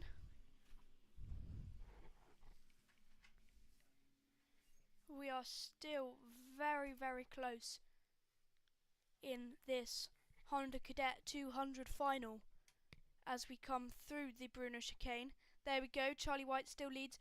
Ben Bowers may be falling victim a little bit to Archie Loveridge on this track. Archie Loveridge has picked up the fastest lap there. That's a 50.7, just snatching it from Dina Rowlands by a few tenths of a second. So he will be pushing. Oh, there we go. There's Ben Bowers in the lead. I believe he made a move around the last corner there as they go through Cafe Corner. Dina Rowlands has just picked up the fastest lap again from Archie Loveridge. It's like ping pong here with the purple laps as we come down to the Bruno chicane. Charlie White has taken the lead again here at the Stratford. Ben Bowes has dropped down to third. Here we go, here's Archie Loveridge attempt at the lead of the race. Side by side through the hanger straight, and it looks like he might be able to make a move round the last corner. Let's have a look who comes out on top as they go past the timing. It's going to be Charlie White just keeping it in first, Archie Loveridge in second. But never mind, Archie's made the move again through Cafe Corner. It's Archie that leads, followed by Charlie White, Ben Bowers, Dino Rowlands running out the top four as we come up to the Stratford hairpin. Let's have a look in the novice race. We've got Oliver Vickers here in 7th, currently picking up the novice win, followed by Bradley Sutton in 2nd and Harley Bradbury Stretton in 3rd as we come onto the back straight and through the last corner. Here we go, who leads? It's still Archie Loveridge, Charlie White in 2nd, Ben Bowes in 3rd, Dina Rowlands still in 4th, Charlie White pushing. Archie Loveridge still with the fastest lap here. It's a 50.3 for him as we come up to the Stratford hairpin. Let's see if Charlie can make a move here. Archie's still in the lead, followed by Charlie and Ben in the top 3.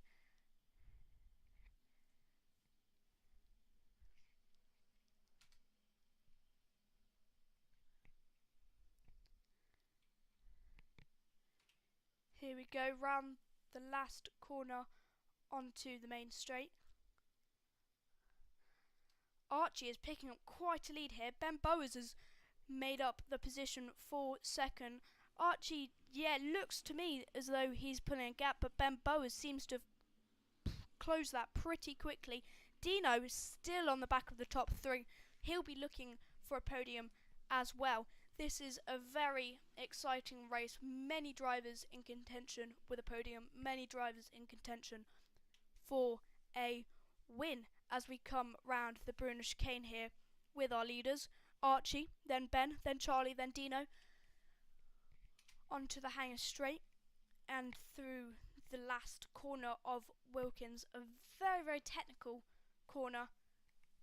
That last corner of Wilkins.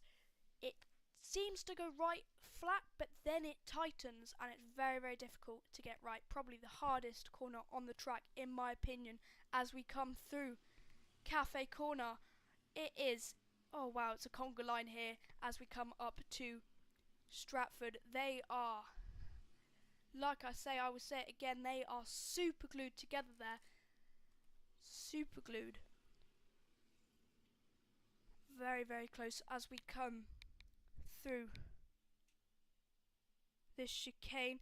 Is that Ben Bowers? No, that's Charlie White that's made a move on Ben Bowes, I think, there for second place. Let's have a look as they come across the start finish straight. How's my live timing going to update? No, it was Ben Bowes in the lead. Correction there. Charlie White in second and Archie Loveridge rounding out the top 3, with Dino still very, very close behind the Print Tech Solutions sponsored kart as they come up to Stratford Corner.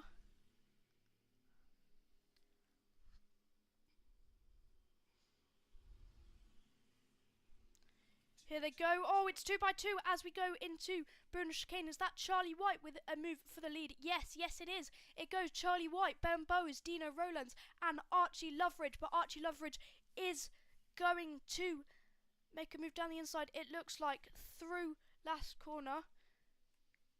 What can he do as we come around the last corner and onto the start finish straight? Let's see how it stands. It's Charlie White in first, Ben Bowes in second, Dino Rowlands in third and Archie Loveridge in fourth as we come through the first corner now. That seems to still be the order.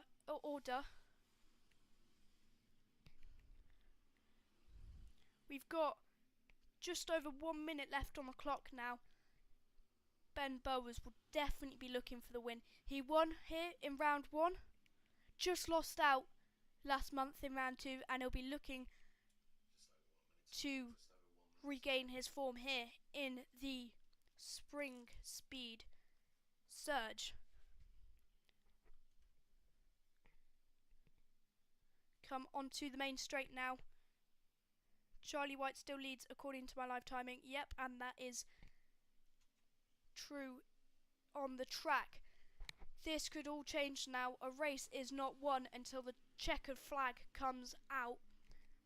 Ben Bowes has just picked up the fastest lap there with a 50.28. He is pushing and he is pushing hard. Dino Rowlands has dropped down to Archie Loveridge that lap as well, down into fourth. Don't count him out either. Oh, it's very, very close on the back straight between Ben Bowes and Archie Loveridge here. Who's going to come out on top?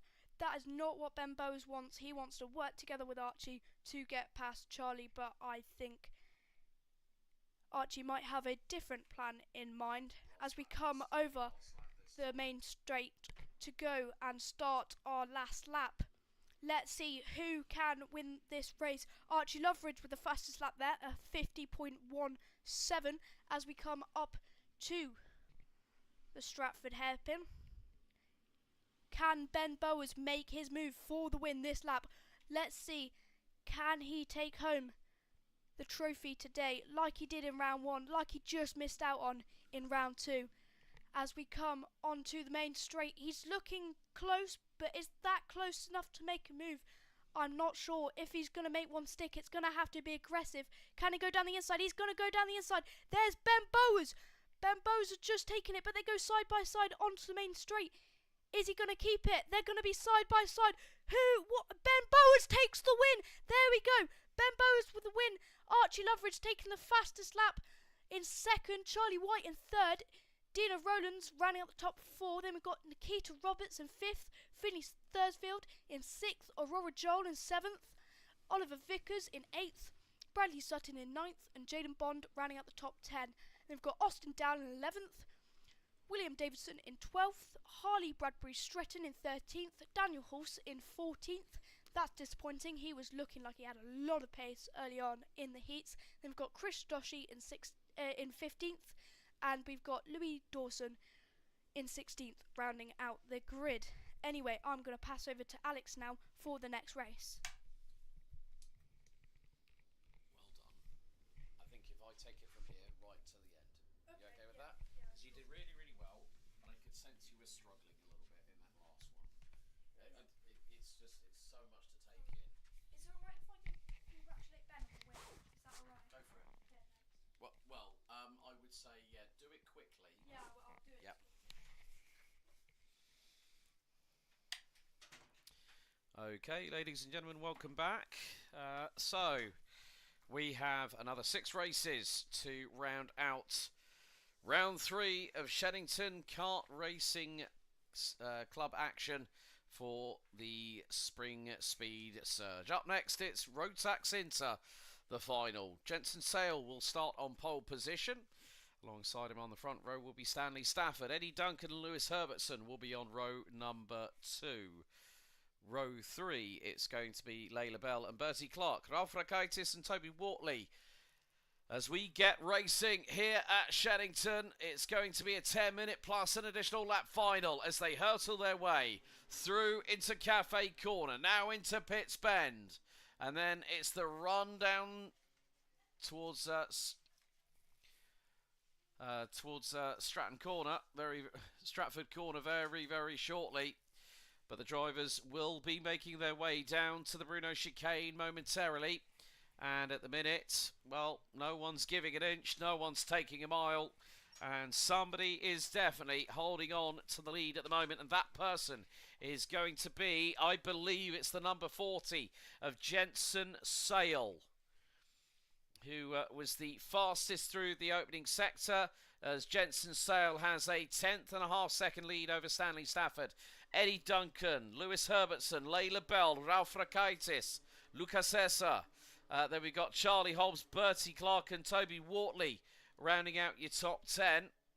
Sandro Kemp, Louis Barker, Noah Hobson, Rudiger Kolnath, Archie Lee Bullock. Then we've got Oscar Roach, Amanit Singh Atwal, Matthew Lilly, Ronnie Faulkner. Then we've got 3 rookies in the form of Lucas Gray, Robin Ashton and Clark Naylor. But Jensen Sale leading the way as things stand around this 1,018 metre circuit. So for the rest of today's proceedings, we will be sticking to the traditional layout, as in the direct drive layout here at Shenington. So Lucas Esser up 2 positions now, runs P5, 46.03 for the number 15 in the Rotax Inter Final. We'll have, after this, Formula Libre, X30 Junior, Senior Rotax, X30 Senior, and then Junior Max to round off today's proceedings here for round 3. So a big thank you to everyone that has been bearing with us on the Shenington Kart Racing Club YouTube channel for our live stream. So we hope you've enjoyed the commentary. We hope you've enjoyed the show so far. But the top two covered by 6/100 Stanley Stafford, the driver that started in pole position, now is trying to close on in to Jensen Sale, and that is going to be very, very pertinent here. Lucas Esser now a 45.59 for the number 15, 1.3 seconds off the lead. They now go through into the Brunner chicane, and Sale holding on, Stafford applying the pressure, Duncan waiting in the wings to pick up the pieces. Oscar Roach in the meantime and Matthew Lilly have both moved up a spot apiece to 15th and 16th as Amrit Singh Atwal drops down to 17th in the meantime. A little bit of side-by-side action. That would have been for 3rd and 4th between, or probably 4th and 5th between Lewis Herbertson and Lucas Esser. Esser was 0.17 of a second quicker that time around and has already made up 6 places from the grid. So started on the outside, the inside of row number 6, and now is in the top 5, challenging for not only 4th, maybe even the big W, the big win. But Jensen Sale is making the back end of that number 40 Rotax Inter as wide as humanly possible as we speak.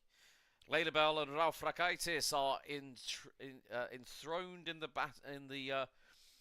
battle at the minute. Stanley Stafford, however, has got through and has taken back the race lead. Got the run through the final corner out of Wilkins. Eddie Duncan, however, says, "Don't you dare, the pair of you, count me out, because I'm going to charge." And is definitely charging the moment with a 45.46. Oh, now, was there a change? Was there a change for second? I think it might have been the case that Eddie Duncan might have gotten through on Jensen Sale. We'll wait until the live timing updates very, very shortly. But Eddie Duncan has been on a bit of a marching spree at the moment. And I don't mean army marching. He's been on the warpath. Well, no, it's changed again. Jensen Sale through on Stanley Stafford. Eddie Duncan makes it the top 3, covered by 3/10. Lewis Herbertson and Lucas Esser, they are closing on in as we hit nigh on half-time in this race. Just over 5 minutes to go, plus an additional lap. Oh, and Leila Bell, I'm not too sure if she's going to be carrying on with this race. No, that's a real shame there for the number 33. Started in 5th place on the inside of row number 3. However, well, it's like musical chairs at the front. Aidan said about a conga line in Honda Cadet. We've got musical chairs here in Rotax Inter. So that just goes to show how different these classes can be looked at in terms of driving skills. But Jensen Sale leads the way. Stanley Stafford 2nd. Eddie Duncan in 3rd. Lucas Esser now passed on Lewis Herbertson. 4P4. And Esser now up 7 spots. And a new fastest lap of the race after 7 laps. 45.39. So got just about 4 minutes and a quarter plus an additional lap still remaining on the counter in this Rotax Inter final. So all remaining finals will be 10 minutes plus an additional lap. So 6 minutes down, 4 to go, plus 1 lap. So around about 4 minutes and 45 seconds.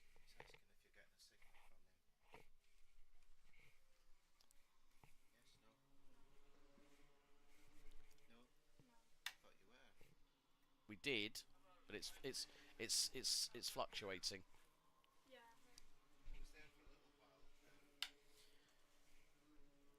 So with 3 minutes and 30 to go, we are still in the throes of this Rotax Inter final. And, well, now, who was the cheeky individual that sent it up the inside of the Bruno chicane right there? Now, was that Eddie Duncan on Stanley Stafford? Well, we're going to have to wait until they come around the final corner. They're coming through Wilkins as we speak.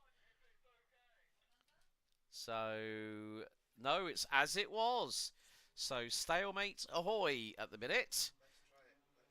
So, Lucas Esser, Lewis Herbertson are closing in the battle between the top 5, the top quintet.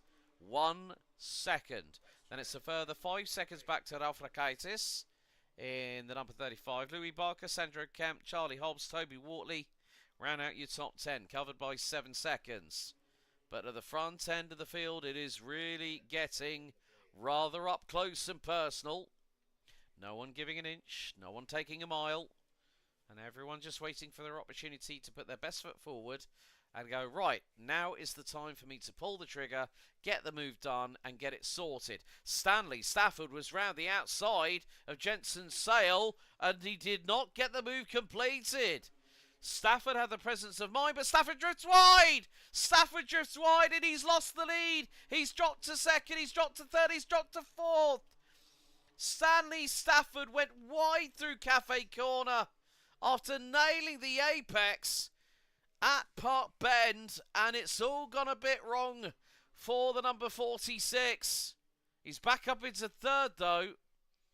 Luckily enough, he did not drift too far away off the traditional apex.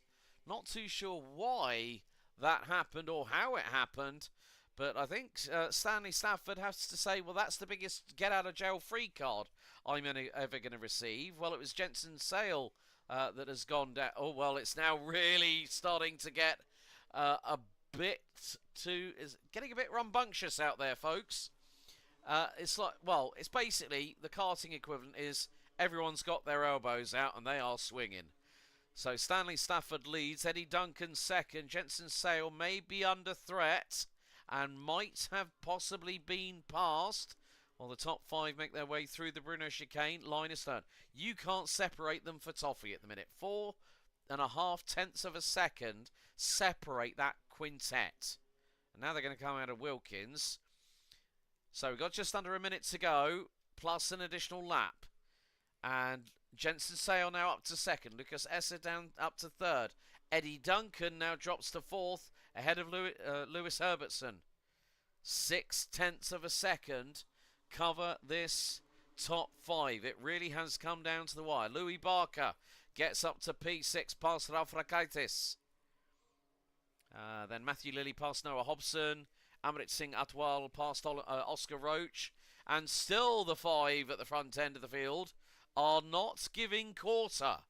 They are fighting tooth and nail right up until the bitter end. And you cannot separate them no matter what you can do at the minute. But it's going to be close on the wire. 6 seconds as we go on to our penultimate lap in the Rotax Inter Final. And someone was definitely diving up the inside into turn one at Park Bend. Now through Cafe Corner into Pitts Bend. Now the run down to Stratford. And still, it's going to come down to the final lap, which is the next one around. We're on lap 14 out of 15. They've got about 14 to 1500 metres left still to play with. But that is easier said than done right now. So final lap underway. Stafford back in the lead. Sale second. Eddie Duncan, Lewis Herbertson and Lucas Esser. And the top two have started to break away ever so slightly. There's daylight at the end of the tunnel for Stafford and Sale. But who could it be? And if one of those falters, who's going to be there to pick up the pieces? Out of Stratford Hairpin they go for the final time. Into the Bruno chicane. And that's Lucas Esser up the inside of Herbertson, I believe. As that was a bit of a swing wide. Someone's back axle was over-rotating.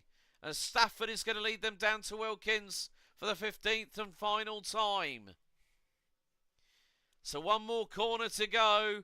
Who's it going to be? Is it going to be Stafford? It is Stafford. Stafford wins the Rotax Inter Final by 0.13 of a second after 15 laps of racing. Jensen Sale takes second. Eddie Duncan third. Lucas Esser, Lewis Herbertson, Louis Barker, Sandro Kemp, Ralph Rakaitis, Toby Wortley and Charlie Hobbs round out your top 10. So, Oscar Roach, it looks like there may have been a possible transponder issue, not 100% sure, but Oscar Roach rounding out the top 10. Charlie Hobbs, Amrit Singh Atwal, Bertie Clark, Matthew Lilly, Noah Hobson, Ruta Kulnath, Archie Lee Bullock, Ronnie Faulkner, Robin Ashton, Lucas Gray, Clark Naylor and Layla Bell unfortunately retired after lap 5.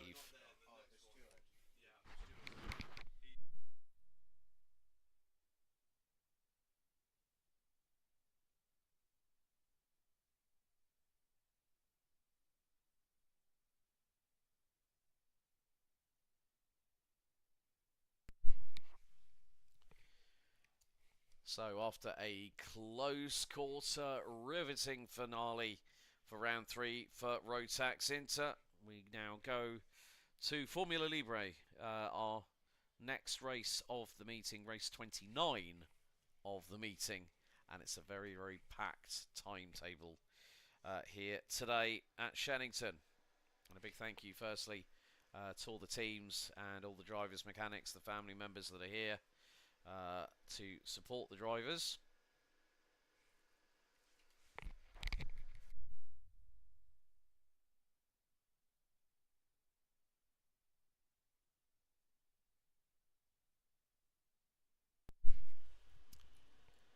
Well, we have got a full start ahead of this 10-minute plus an additional lap. We've got Archie White and Matt Caldwell on the front row.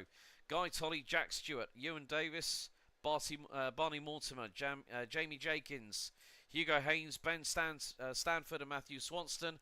That's your top 10 with Ashley White, Oliver Kershaw, Ollie Venn, Pierce Armstrong, Christopher Frost. Rounds out the top 15 with Madison, Bourne, Brown, Belton, Armstrong, Baines, Silvers, Catchpole and Derry.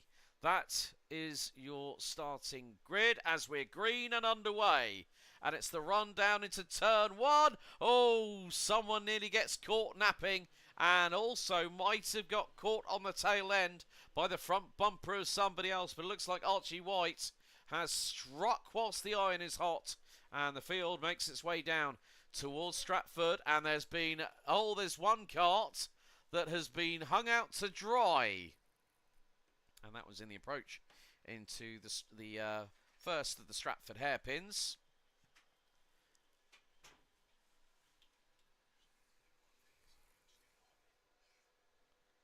So Archie White continues to lead. Second, it's going to be Guy Tolley. So they come across the line to complete the opening lap. So Guy Tolley in second, Matt Cardwell, Jamie Jenkins, Jack Stewart round out the top 5. Ben Stanford, Matthew Swanston, Barney Mortimer, Ashley White and Hugo Haynes round out your top 10. Archie White leading the way by nearly 0.6 of a second after the opening lap and a half. So the number 21 makes his way as, for those watching at home, you've got a brief view of the man, the myth, the legend, Stu Stretton in full winter mode as we speak. I did have a chat with him earlier on today, and it was a little bit less cloudy, and he said, yeah, I'd rather become a lobster. That means that Stuart's skin is a bit averse to high octane sunlight from up above. Guy Tolley now sets the new fastest lap of the race of 44.96. Ashley White, Hugo Haynes and Oliver Bourne now round out the top 10. Oh, Josh Derby has just come a cropper.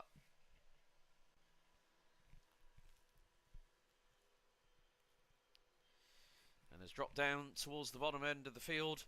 I don't think we'll be taking any further part in the race. Cloud cover still overhead here at Shenington Kart Racing Club. But the racing carries on. Archie White now leads by half a second. The gap between Guy Tolley and Matt Cardwell has just sprung up by 3 times that amount to a 1.5 seconds. So 2 seconds cover the top 3. Josh Derry showing in 14th. Richard Mallinson in 12th. So there's a bit of side-by-side argy-bargy action going into the Bruno chicane, a little bit further back from the leaders, who are now going to be heading their way down towards Wilkins Corner.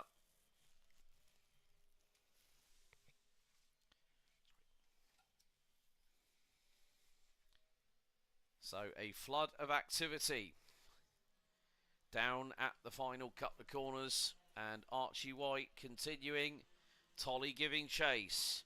Matt Cardwell running on his own a little bit. Jenkins being pressurised by Swanston. Stanford, White, and maybe even Haynes. Ollie Venn is the highest of the two rookies in this class. Currently running P13. Fastest lap of the race, no surprise here, is by the race leader. Archie White, 44.32 seconds. So we still have 8 minutes and 20 to go on the timer, plus an additional lap. So there is still plenty of this race left in the offing. It's not about what happens now, it's what you're going to do in the next 2 to 3 laps. Are you going to push like a madman, knacker yourself out, overcook your tyres? Well, there's someone who's definitely getting a bit feisty. Jack Stewart on the back of Jamie Jenkins, heading down into Stratford at the hairpin, and was right up his tailpipe.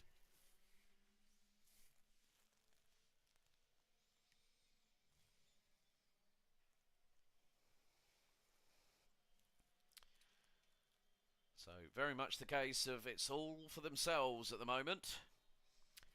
And you try not to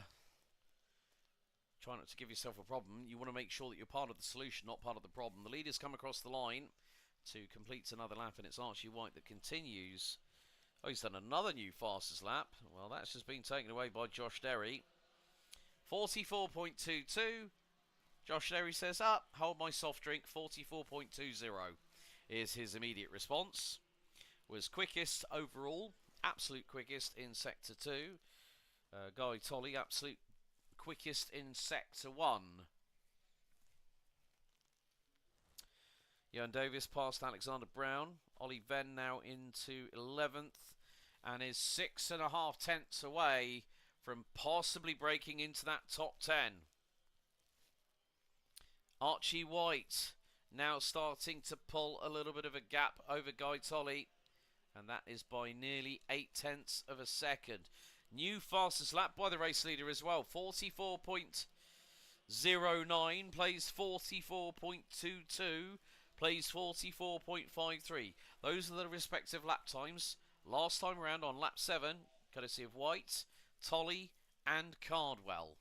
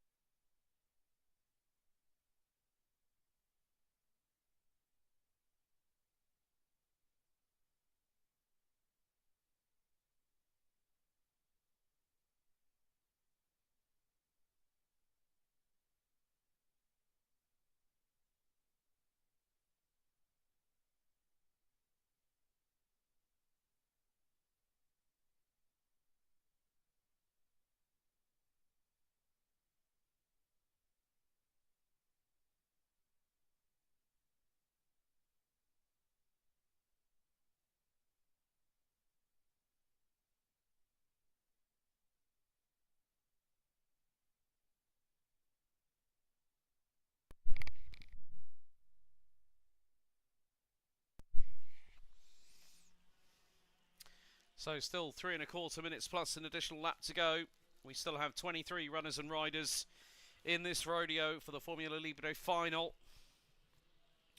And after this, we've still got X30 Junior, X30 Senior Rotax, X30 Senior, and then Junior Rotax to round off the action here for the Spring Speeds Surge here at Shenington for round 3 of 2025.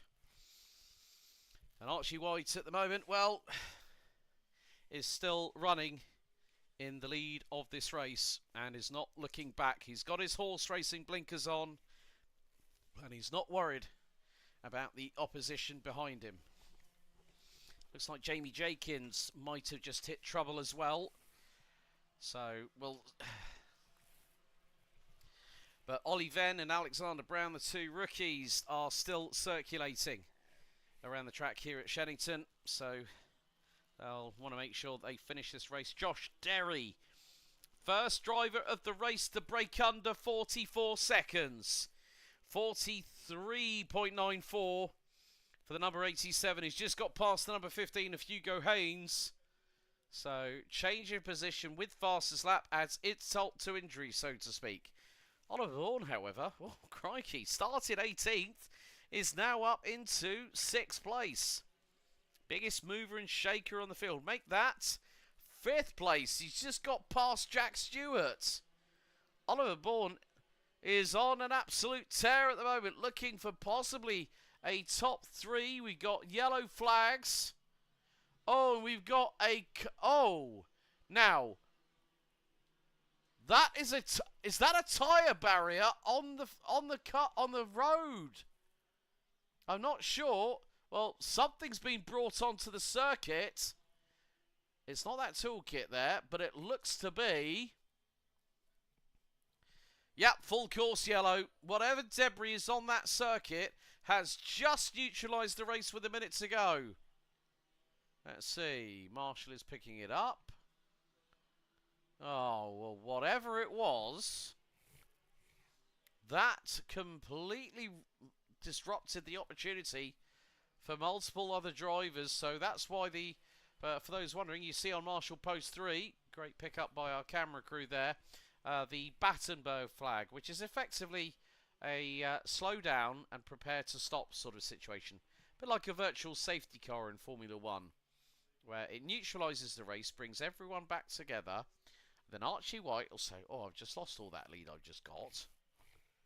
And then Guy Tolley will be going, oh, Matt Cardwell will be on my bumper again. And they have to look at it from a positive. I mean, I've had to call it where karts are, well, you got some, you know, you always sometimes have this kind of situation where someone makes a decision. Not everyone's going to agree with it. But do they?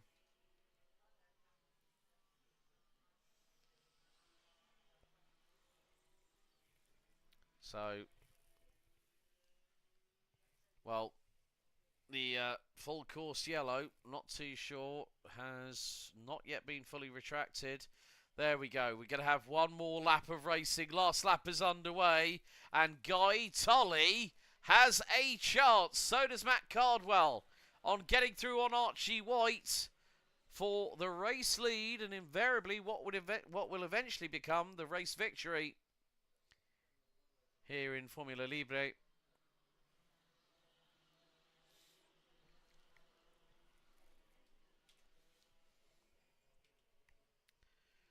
So, leaders coming through the Bruno chicane for the last time.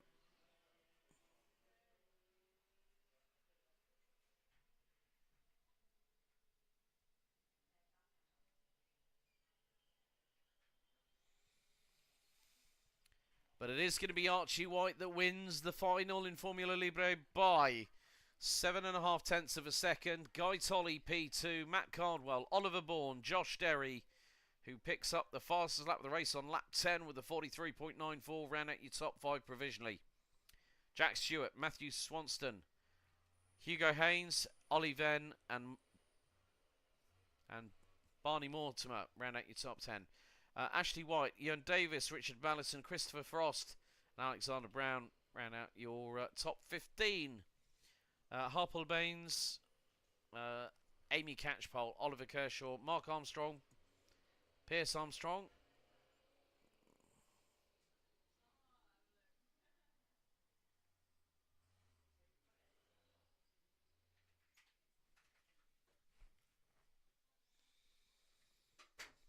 So after that race, we still have a handful more to go. 4 more to go. So next up, it's going to be X30 Junior. Another 10-minute plus an additional lap final.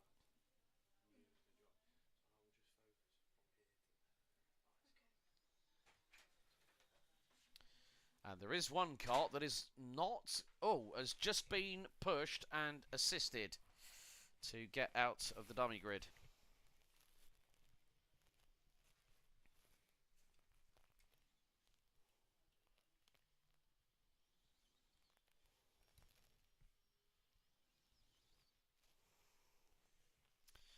So it looks like we've got Mayan Patel and Milan Tomlinson. There is going to be a false start. They are going to throw him around for another lap. So race control have gone, no, that start is nowhere near perfect. It's all over the shop. So they have been given the full start. So Mine Patel, well, it's Mine Patel, Milan Tomlinson, then it'll be Katie Donaldson, I think Finley Allen. We're just waiting for a few drivers. They're just coming through the cut through. But you know what? Let's go freestyle a little bit. Let's not worry about grids. Let's see who wins this race after 10 minutes plus an additional lap.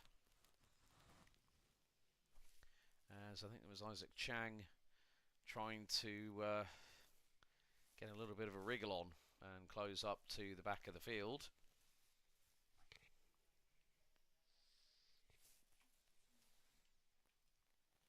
And, well, we've also got somebody off, and that's just...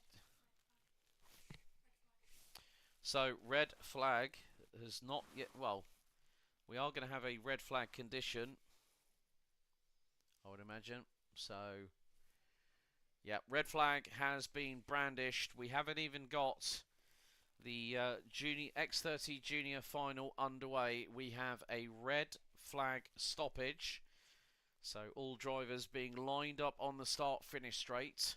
So X30 Junior Final is currently under red flag suspension, with the start not having yet taken place. We have had one full start so far, and hopefully very shortly we'll get things back underway with X30 Junior for the final.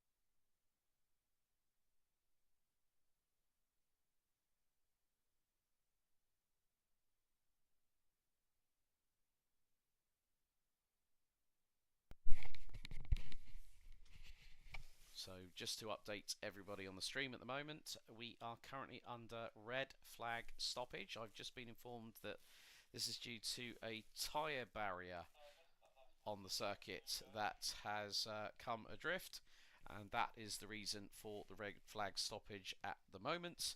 We should hopefully momentarily be back underway. Thank you for your understanding and your patience.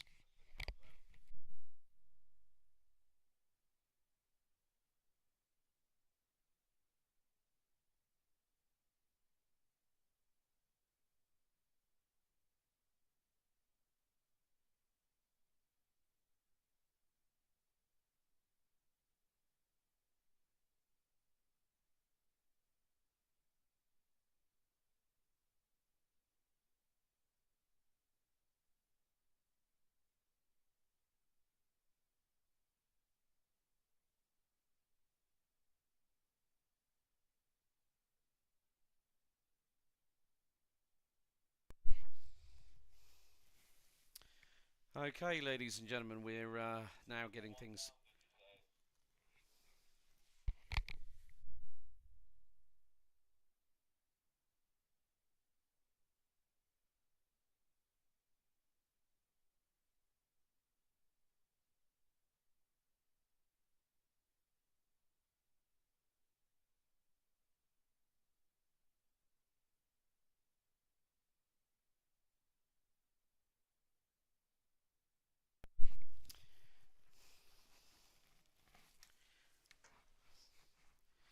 So, after a little bit of a delay, we are back underway with the X30 Junior Final here at the Spring Speed Surge for March 2025 here at Shenington.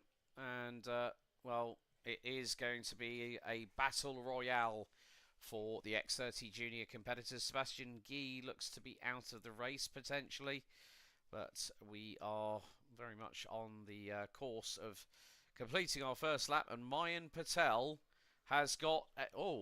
I think Mayan Patel might be trying to escape to Northamptonshire rather than staying here in Oxfordshire at the moment, considering the home of British motor racing. Silverstone's not too far away. He's like a scalded cat on a hot tin roof, even though it's not sunny today. 1 3/4 seconds is Mayan Patel's advantage over Alfie Taylor. Millum Tomlinson in 5th has just been given a black and white for contact warning. So we have 18 drivers out of the 19 that started this race a minute and a half ago. So James Backwith is the leading novice, down in 11th position. Or maybe make that 6th at the minute, as our timing has just changed. So Mayan Patel leads, but 2 laps in, he's 2.5 seconds up the road. Oh, he's scarpered as Mayan Patel. Alfie Taylor is 2.5 seconds back, but is 1.4 seconds ahead of Millum Tomlinson. Jack Baker and Lewis Haig round out the top 5. James Backwith, top novice, or rookie, started 11th, now currently running P6, ahead of Adam Georgitis, Ollie Meek, Hayagriva Gokulnath, currently running at 11th position at the moment. But Mayan Patel is just putting in the laps at the minute. So 3 seconds is the advantage. And what's more, we're not even 3 minutes in to this race. That's how quickly things can change at the snap of a finger, or the drop of a hat, whichever you prefer. And Mayan Patel, well, has just gone across the line and has put in another fastest lap of the race.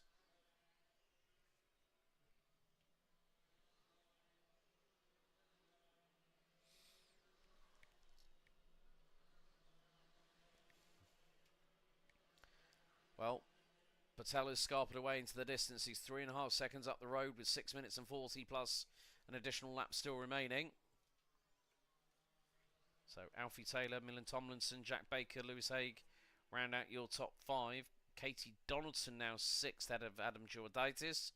Ollie Meek, James Backwith and Charlie Phillip round out your top 10.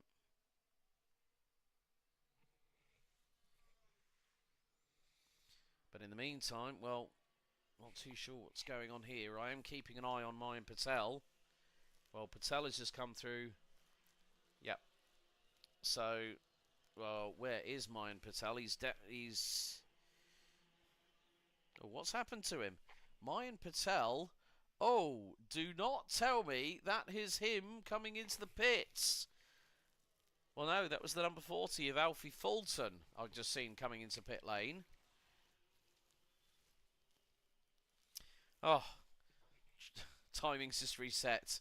And I've just gone, catch your breath back, Alex, catch your breath back.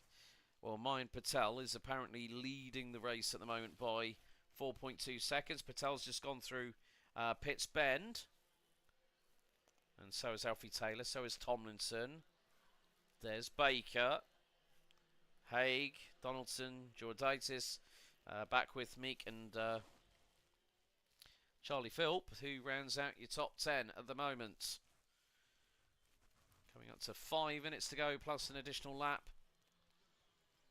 And then we'll have Senior Max, X30 Senior and Junior Max to close out the day. Total of 33 races over the course of today's proceedings. Ouch, that's a lot of races.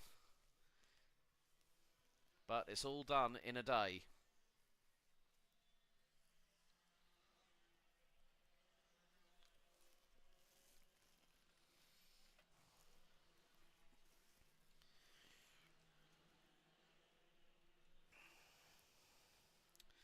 So Mayan Patel, absolute fastest in Sector 1. Milan Tomlinson, absolute fastest in Sector 2. The gap between second and third is closing. It's about 1.8 seconds. That could be exactly what the doctor ordered.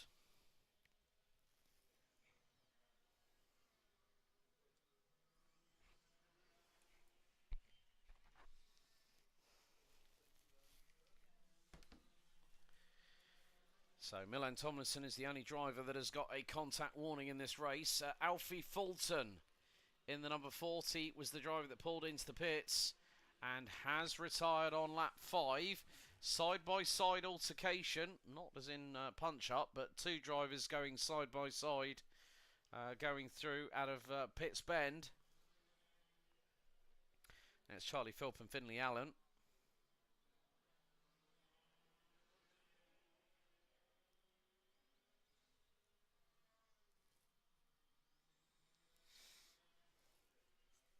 Mayan Patel is absolutely lighting up the first sector like a pinball machine at the moment. Purple for the last 4 out of 6 laps concurrently.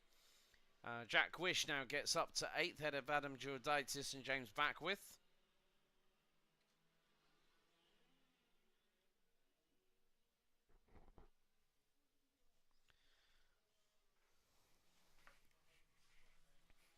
So there are still drivers ready to pounce at a moment's notice. There's quite a few drivers ganging up on each other. Giordaitis back with Philp, Allen.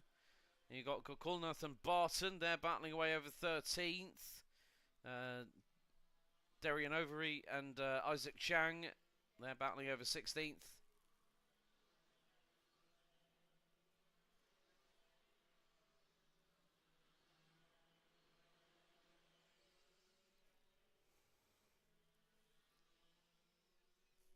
So coming up to the last 2 minutes and 20 plus an additional lap.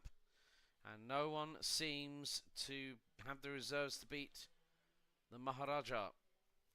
Mayan Patel, he might be able to try and open up that gap. He's just put in another fastest.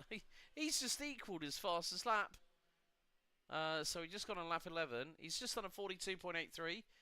And he did a 42.83 on lap 9. So Mayan Patel is getting to be very much like a metronome at the moment. And what I mean by that is that it swings to the same sort of pendulum to somebody's heart, like somebody's heart, for instance. But Alfie Taylor is 6.6 seconds back. Milan Tomlinson a further 1.5 seconds back in third.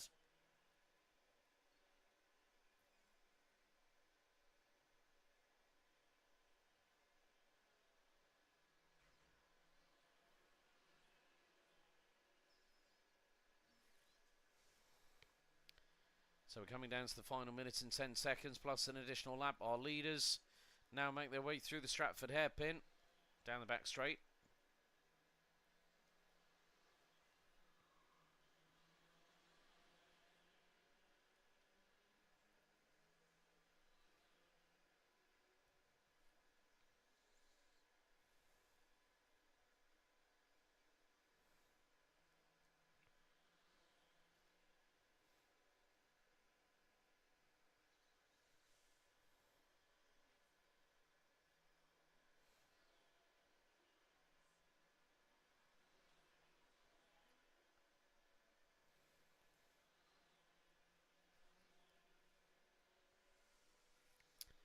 So Mayan Patel is on this particular occasion making his way down the runway into the Bruno chicane.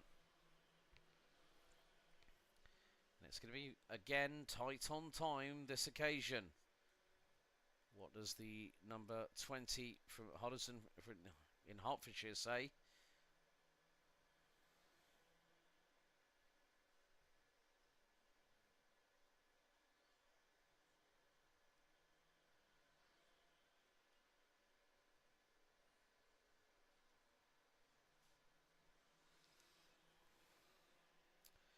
So Kulnath is unfortunately out of this race.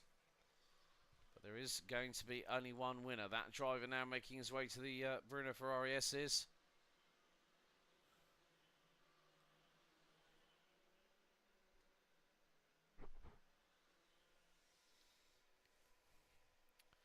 But it's a fait accompli.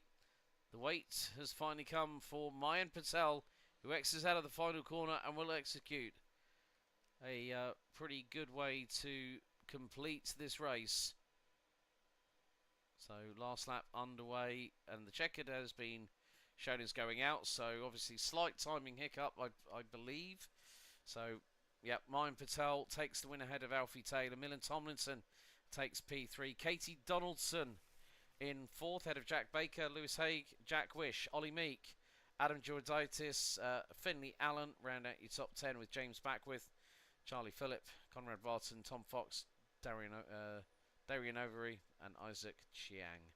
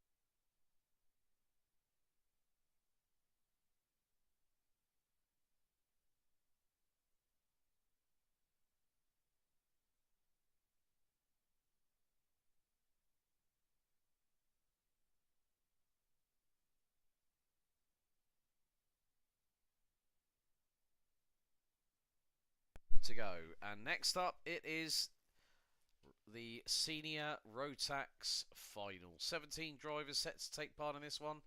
Lucas Blanford will lead the field from pole position. Callum Ghosh, an earlier heat winner, will join him on the front row. It is a full start, so they will be going around again. So Blanford and Callum Ghosh round out the front row. Oliver Gibson, Adam White, row 2. Jasmine Taylor and Philip Tatum, row 3. Rufus Flan and Yannick Metters, Harvey Quick, Diane Brearley, Declan Luff and Abby Sanders are top novices in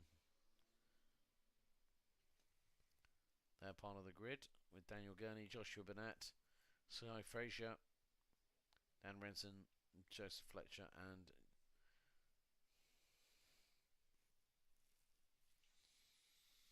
so hopefully this time we'll be getting underway. So revs up, lights on, and we are underway. Let's run into turn 1 and turn 2 here at Cafe Corner. What's going to happen at 3? Well, they're going to be very, very careful that they don't fire a salvo round up the inside of somebody else.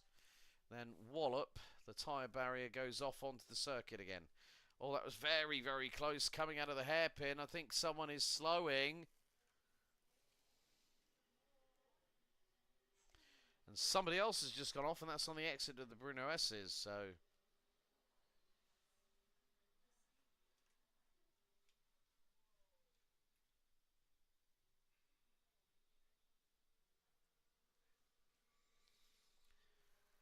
But Blanford starting to pull a little bit of an advantage at the moment, just under 3/10 of a second after the opening lap. Callum Ghosh, Adam White, Rufus Flan, Declan Luff now up 4 positions from 9th on the start, and is currently P5.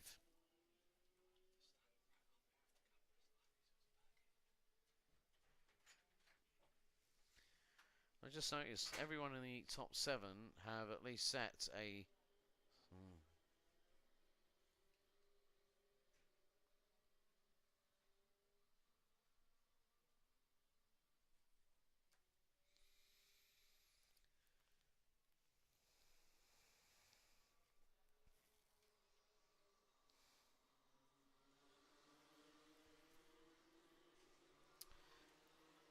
In the meantime, Jasmine Taylor has just put in the new fastest lap of the race, 42.80. Now, I'm wondering if there may be some possible dramas in the horizon. The number 11, Jaskara Nawal, has just gone through. But, oh, it's a scrap at the front end of the field. So, Blandford, Gibson and Gosh, Callum Gosh really putting the frighteners on each other to try and see who's going to duck down first. My possible feeling is that maybe Totold needed the day off, and he's got one. But that does not detract from the racing we have out on track at the minute.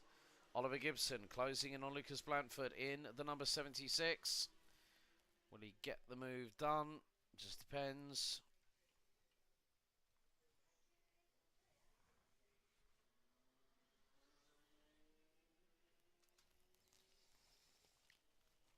Oh, and Adam White has just been given a little slap on the wrist by race control. Warning flag for contact.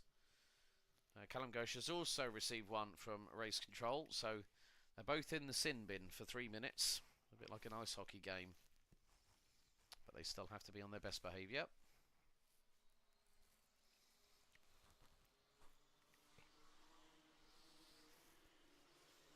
But Blandford holding on a little bit further back. Dylan Briley, I think, was also fighting away with a couple of drivers that were coming to his outside.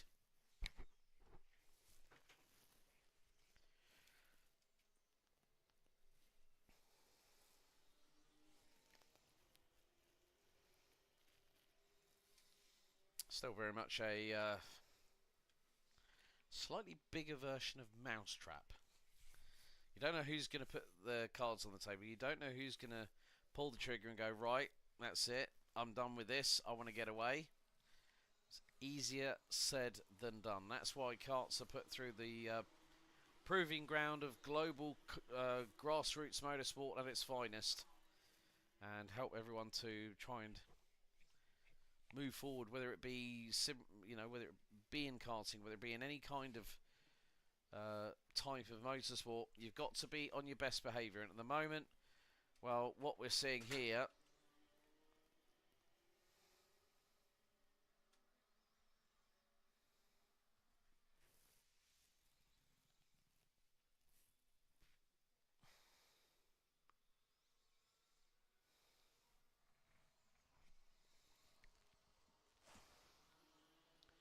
now Oliver Gibson has started hallucinating.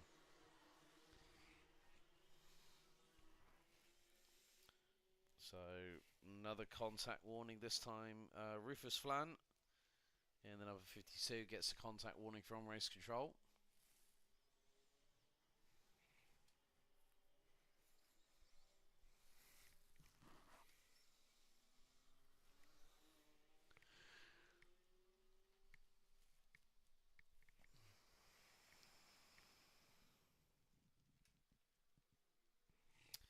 So halfway through to go in this final.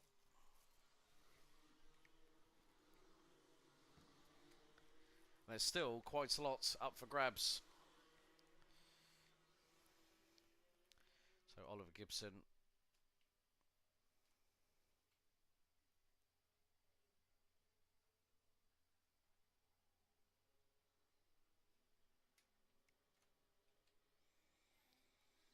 So Gibson and Callum Goshaw embroiled in battle. The gap between them last time around was about 3/10.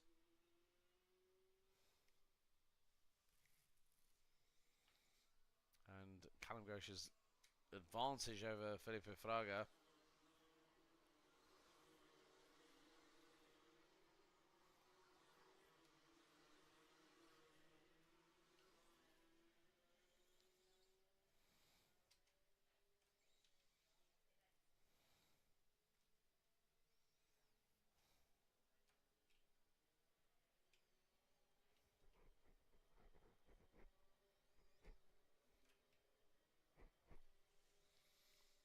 So Oliver Gibson continues to lead the way and has just put in a 41.99. That's quicker than any robot on the fleet.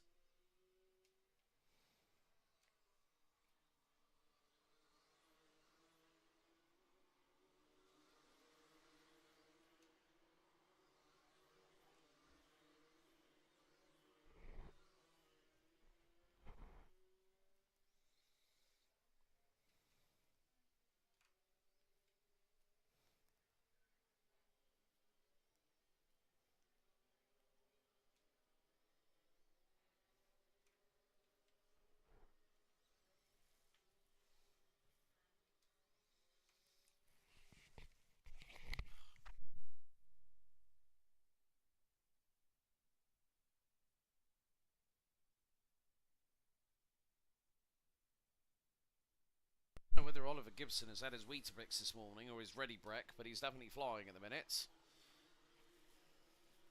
Not that far, flying away from Callum Ghosh in the number 88.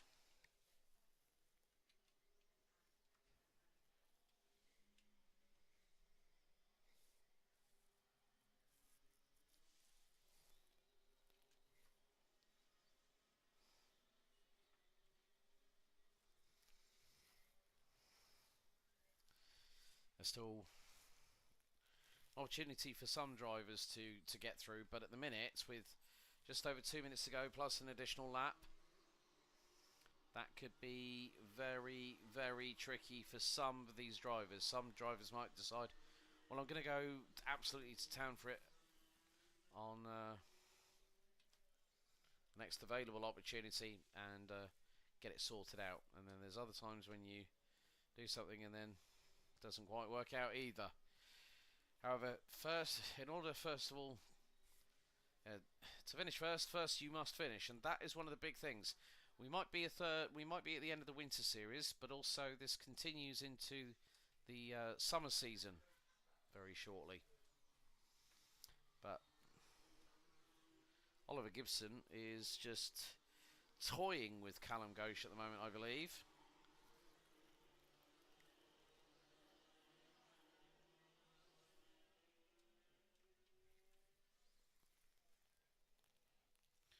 So Ryan really leveled up on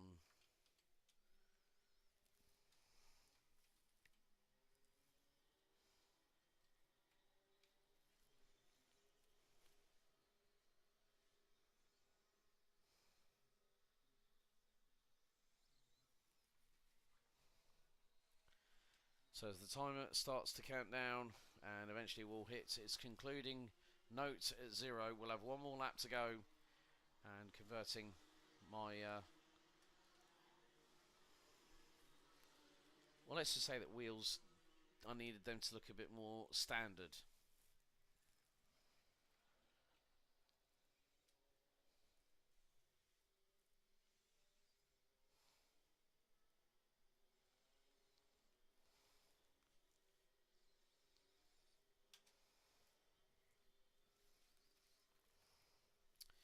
So very shortly, well, we're going on to our penultimate lap of this race, and then 2 more to go before we call time on the sprint speed surge here at Shenington Kart Racing Club for round 3 of the 2025 season in totality.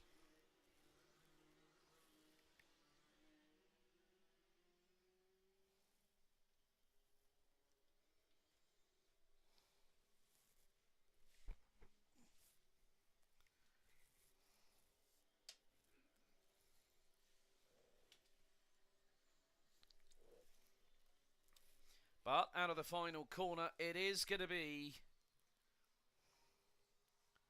one more lap to go. Oliver Gibson fires it out of Cafe corner, now down to the Stratford hairpin for the 16th and final time. Rufus Flan got a black and white warning flag, then got the meatball flag from race control. So to add insult to injury, I'm afraid.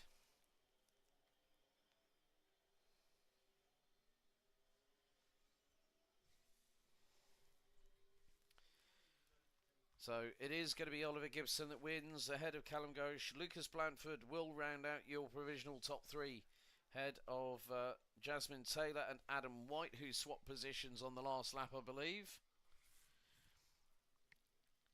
Declan Luff, the top rookie or novice, in 6th place, ahead of Yannick Metters. Philip Tatum, Dylan Briley, Daniel Gurney, Joseph Fletcher, Abby Sanders, Sky Fraser, Joshua Burnett, Dan Renton, Yaskaran Narwal, Rufus Flan and Harvey Quick, rounding out your finishers in that race.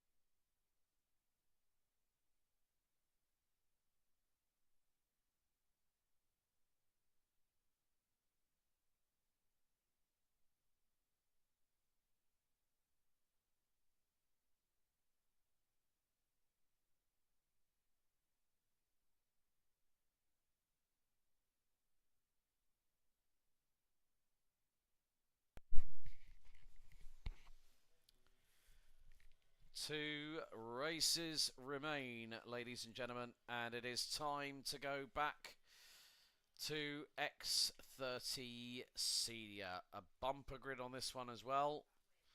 Who's going to have the better of everyone else? It's Harry Walsh versus Sam Branson on the front row. Alfie Gallagher and Katie Ashman, Leo Robinson, George Quartermain, Laith Khan, Sebastian Joseph Nürnberger.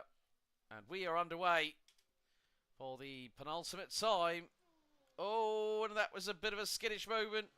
I think that might have been Alfie Gallagher that nearly tripped over his own back axle, coming through out of Park Bend into Cafe Corner. As now they're going to come out of the hairpin and then run, sprint down the hallway.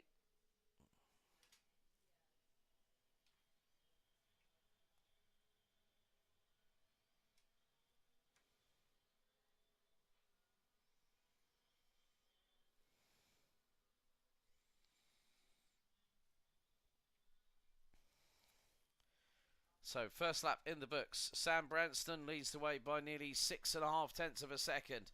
Puts in a 45.84 on the opening lap. Harry Walsh and Leo Robinson, not to be confused with the other Leo Robinson that runs in single seaters. I've made that mistake. But met Leo and the team down at Le Mans last year. He had a really, really good experience about it. So Katie Ashman, Alfie Gallagher.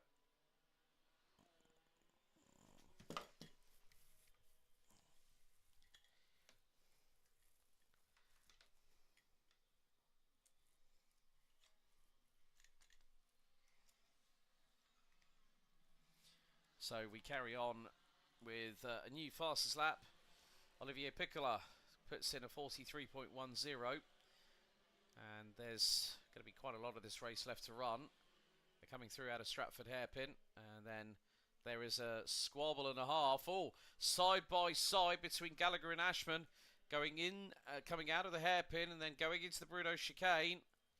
So something's got to give on this particular moment.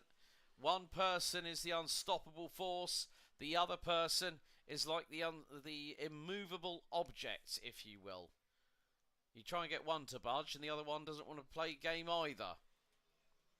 And now Katie Ashman is through on Gallagher and on Quartermain. Olivier Piccola now up 11 spots. That's including the two that Olivier has just taken in the number 17. From 18th on the grid. Dylan Masters up.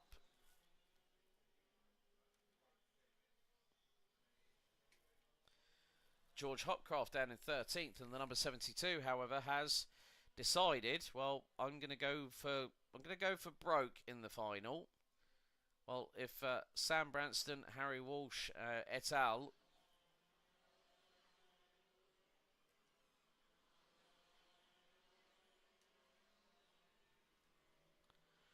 And Daniel Samir has had probably one of the sternest moments you've been told, which is basically just do it. Just come on, just get it done.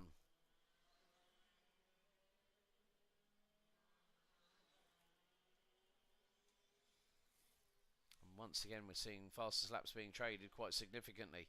Harry Walsh in P2, 42.25. And, well, Alfie Gallagher was having a little chat to us earlier on. He said, yeah, maybe I can go out and win this. Don't want to tell it to people like us because we might not necessarily think that you're going to do it. However, for a driver to have self-confidence and self-belief, that's something that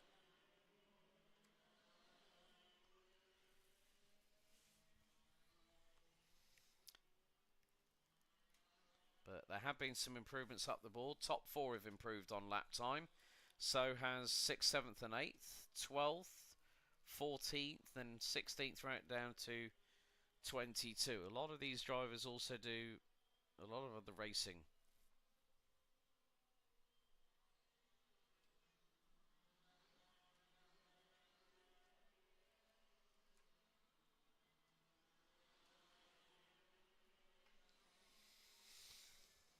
So there has been a little bit of upturn in pace again for Harry Walsh. He's gone in with a 41.96. Purple in Sector 2, purple in Sector 3. No one at the minute can touch that driver. Leo Robinson is about 6.5 tenths of a second behind. Sam Branston continues to lead the way as Lauren Dunleavy has just fired it out of Cafe Corner. And Monty Braithwaite bringing up the rear of the field.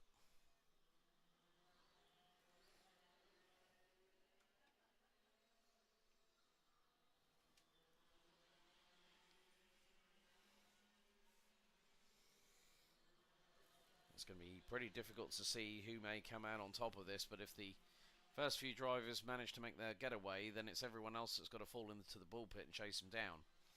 And that, by any stretch of the imagination at this point, is not very easy whatsoever.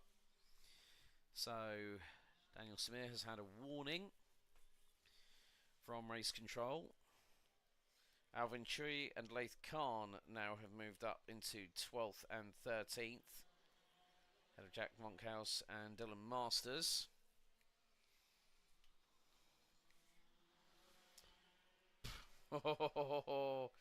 It's getting feisty. 4 drivers, 1 bit of tarmac. Do not ever go together.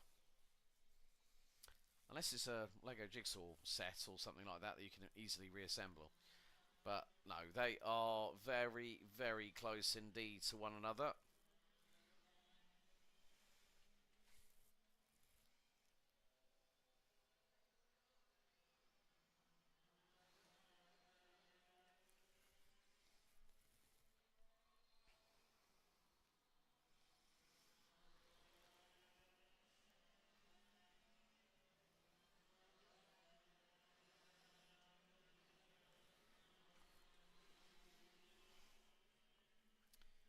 So at the minute, the rundown of the order as it stands is Sam Branston leading the way by just over half a second from Harry Walsh. Leo Robinson on lap 9 sets the new fastest lap of the race, 41.79. We've just gone on to lap 11 as lap 10 has just been completed by the top 3. George Quartermain, Alfie Gallagher and Olivier Picula, Sebastian Dew and George Hopcraft round out your top 8 at the minute. Thomas Hodge, Laith Khan, Alvin Tree, Dylan Masters, Jack Monkhouse, Daniel Samir, Joe Hull, Ben Cowley and Harrison Morrow. Katie Ashman. I'm going to try and see if I can keep an eye out for the 53. Well, the number 11 of Lauren Dunleavy has gone through. So is Sam Branston. looks like these drivers definitely don't want to. They want to have a little bit more track time if they can. And Reese Masters just picks up a contact warning from race control. We have just under 2 minutes remaining on the timer, plus an additional lap before we go to the Junior Max Final. That will take place over 10 minutes plus an additional lap, and then we'll close proceedings here at Shenington. And then we'll be back to do it all again next month. Apart from the Motorsport UK KZ2 O Plate. So Katie Ashman looks to have dropped down to 7th, meaning that Alfie Gallagher, George Quartermain round out your top 5. So this is one of those classes where it also is just as tough as the Rotax classes. They're very, very physical in their own respective ways, and that can parlay into a strength or possibly a weakness. But that depends on how you deal with said strength, how you deal with said weakness. Do you use it to your advantage, or don't tell anybody and just hide it in the closet?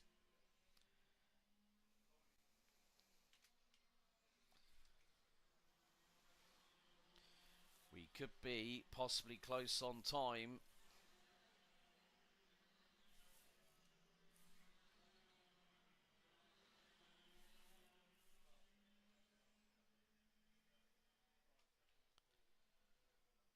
So, Sam Branston coming through the final couple of corners.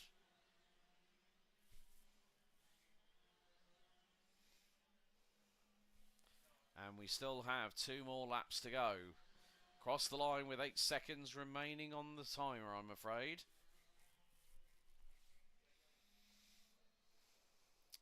But I think that the battle for first, second and third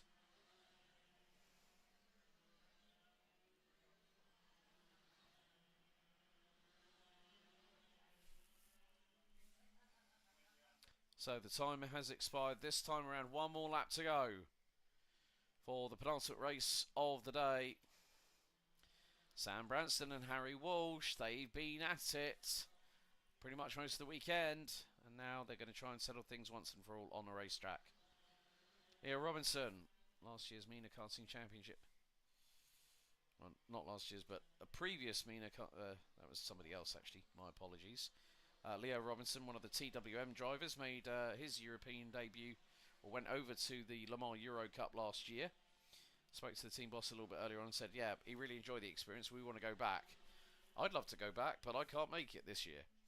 But Leo doing a sterling job, is only 0.57 behind Sam. Harry Walsh, however, is very much on the case. Last lap underway. Well, it's actually been declared as finished according to the live timing. So Sam Branston takes the win.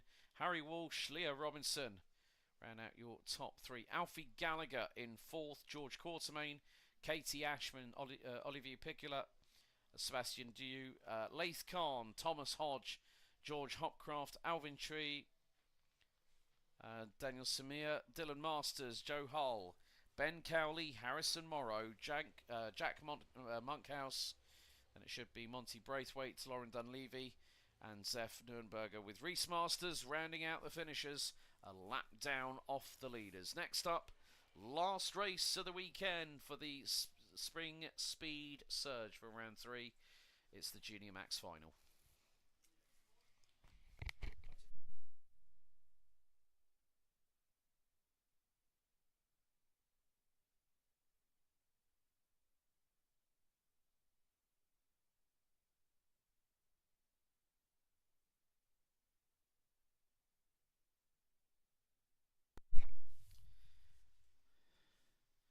Well, time for our last race of round 3, ladies and gentlemen, here at Shenington Kart Racing Club.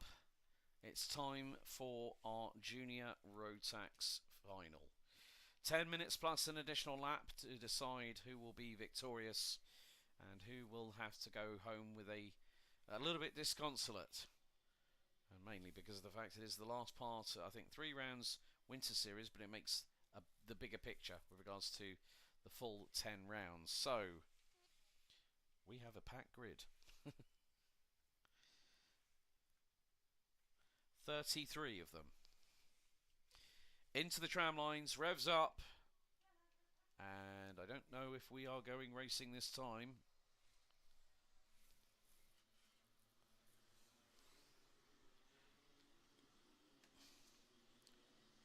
Just going to put that here.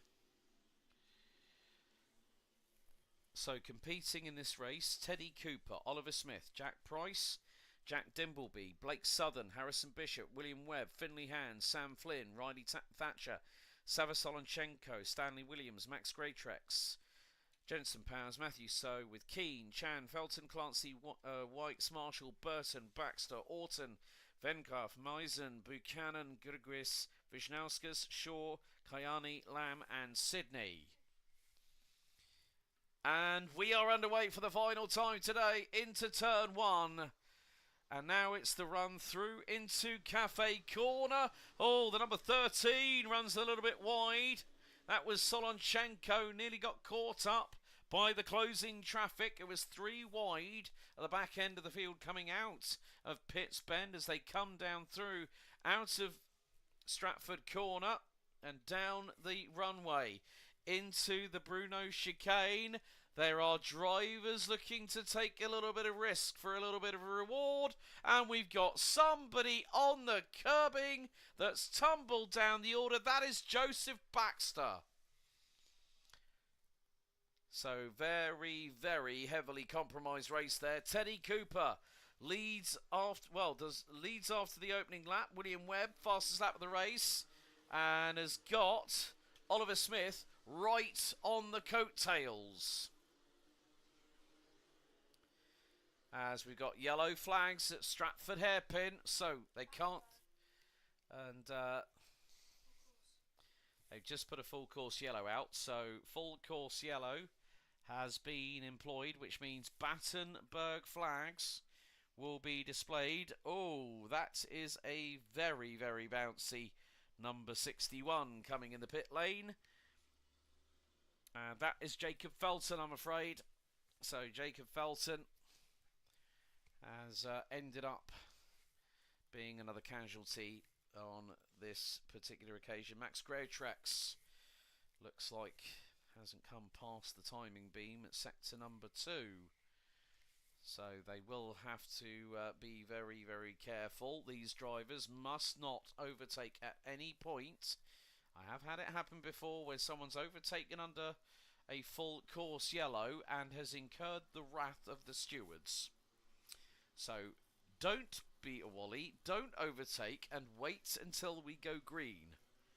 So 7 minutes and 48 seconds plus an additional lap to go.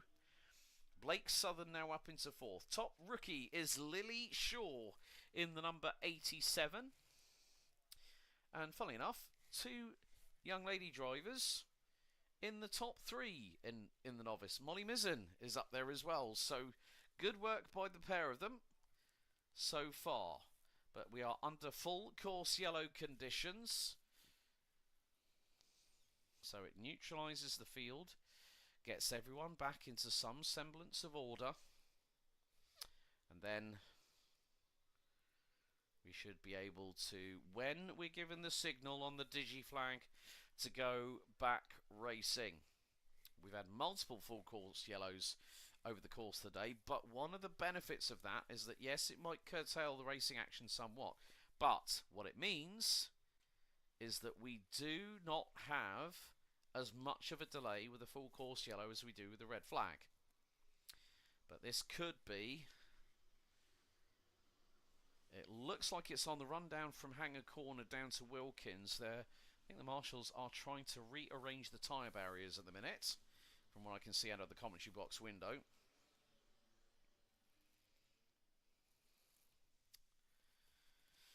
So, coming up to just under 6 minutes and 20 seconds on the clock plus an additional lap. Cooper leads from Webb, Smith, Southern, Price, Bishop, Thatcher, Dimbleby, Hans and Williams. That's your top 10. Sounds like we're going to be going racing this time, as we will have just under 6 minutes plus an additional lap remaining in the Junior Rotax Final here at Shenington. So it's down to Teddy Cooper when he buries that throttle and leads the field coming out of Wilkins. It's going to be a single file restart, as now they put the pedal to the metal. We are green, green, green, and we're back underway and racing, as Cooper has Webb following in the coattails. Smith, Southern, Price. Oh, well, Jack Price nearly got a scare from Harrison Bishop. Someone else has gone a little bit wide and lost the place. That was Izzy Whites, as Jensen Powers got through around the outside at Pitts Bend. So several drivers doing a really good job of reacting to Teddy Cooper, but then there were others that were getting a little bit caught out. And what I mean by that is that if you go a bit too heavy on the throttle pedal coming into Cafe Corner, and you decide to apply the brakes and it's a little bit late for you to do so, all I can say is whoops. So we're half time. Oliver Smith now through on William Webb for P2. Stanley Williams, new fastest lap of the race, 44.33. We've got a conga line, in the words of Aidan. We've got a conga line all the way down towards Stratford Hairpin. As there's been a little bit of a drama. Someone's been caught on the inside at the hairpin on the approach. So someone has ended up on the grass. We got yellow flags as a direct correlation at the hairpin.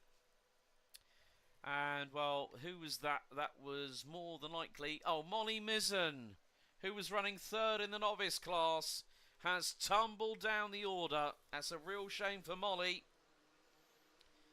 But now it is all for themselves. It is a hornet's nest coming out of Cafe Corner.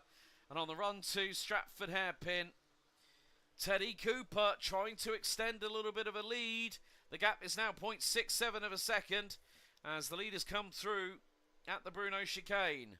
And Teddy Cooper gets an absolute launch and a half of traction coming out of the chicane down the Hanger Straight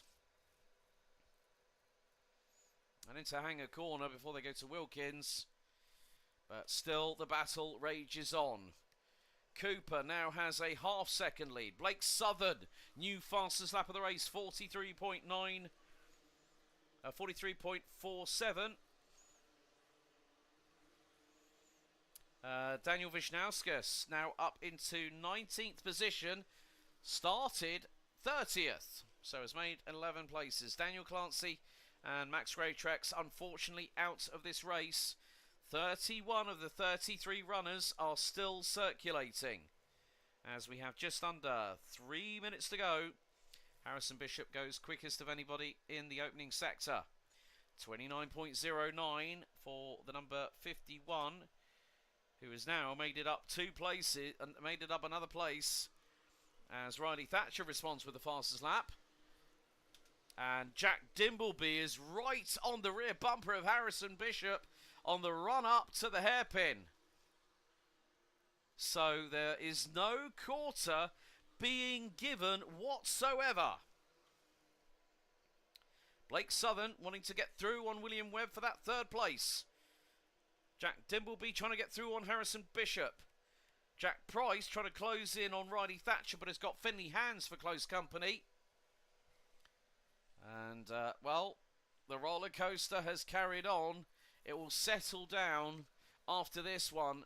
But this has been an absolute dogfight here. But the top 2 in the class have broken away. It's Cooper versus Smith for the race lead and invariably the A final victory here in Junior Rotax.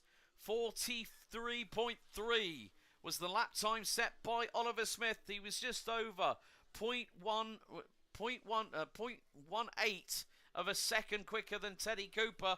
The gap was over 4.5 tenths. It's now less than 3.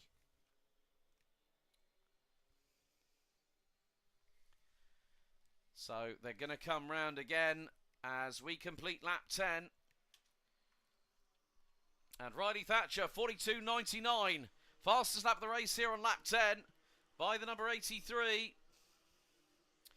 Not too sure if Blake Southern has an issue with the transponder as such. But that cart has tumbled all the way down the order. Haven't seen anything come through pit lane. But we'll have 2 more laps to go when our leaders come around.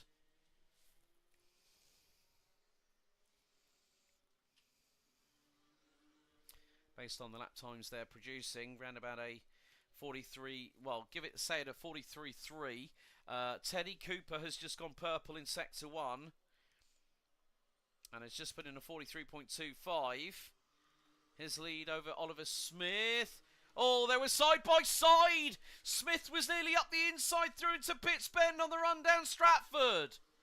Oliver Smith has gone, right, I've got 2 laps, I'm going to make the best I can out of it. And he nearly got him. Now, has Oliver Smith got through? I don't think he did.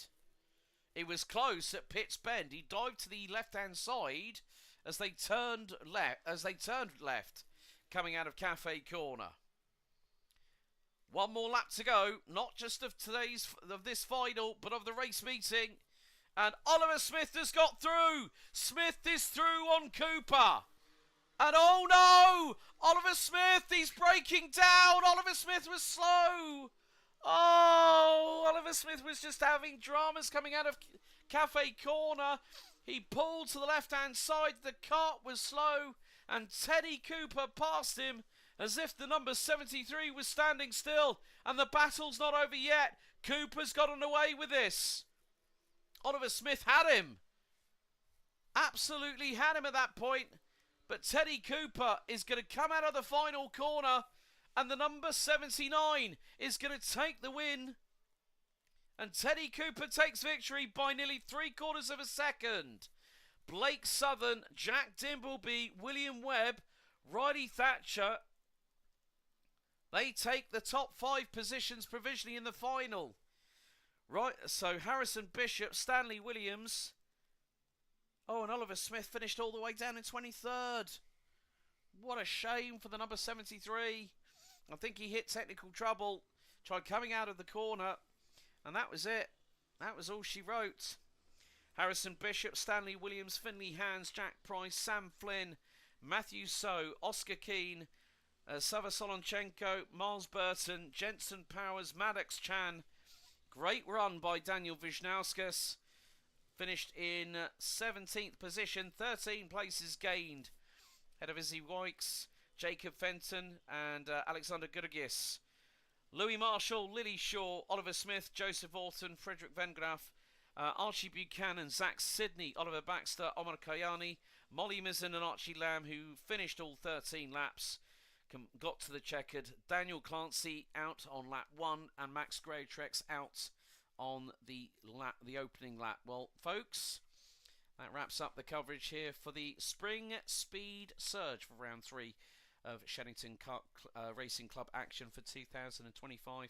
You've joined Alex Goldschmidt and Aidan Ingram on commentary here this weekend. We hope you've enjoyed the show. We've crowned a new 2025 Motorsport UK KZ2 O Plate champion. And we'd like to say a big thank you on behalf of the organisation to all the teams, the drivers, the parents, the support, the family supporting members and everybody else.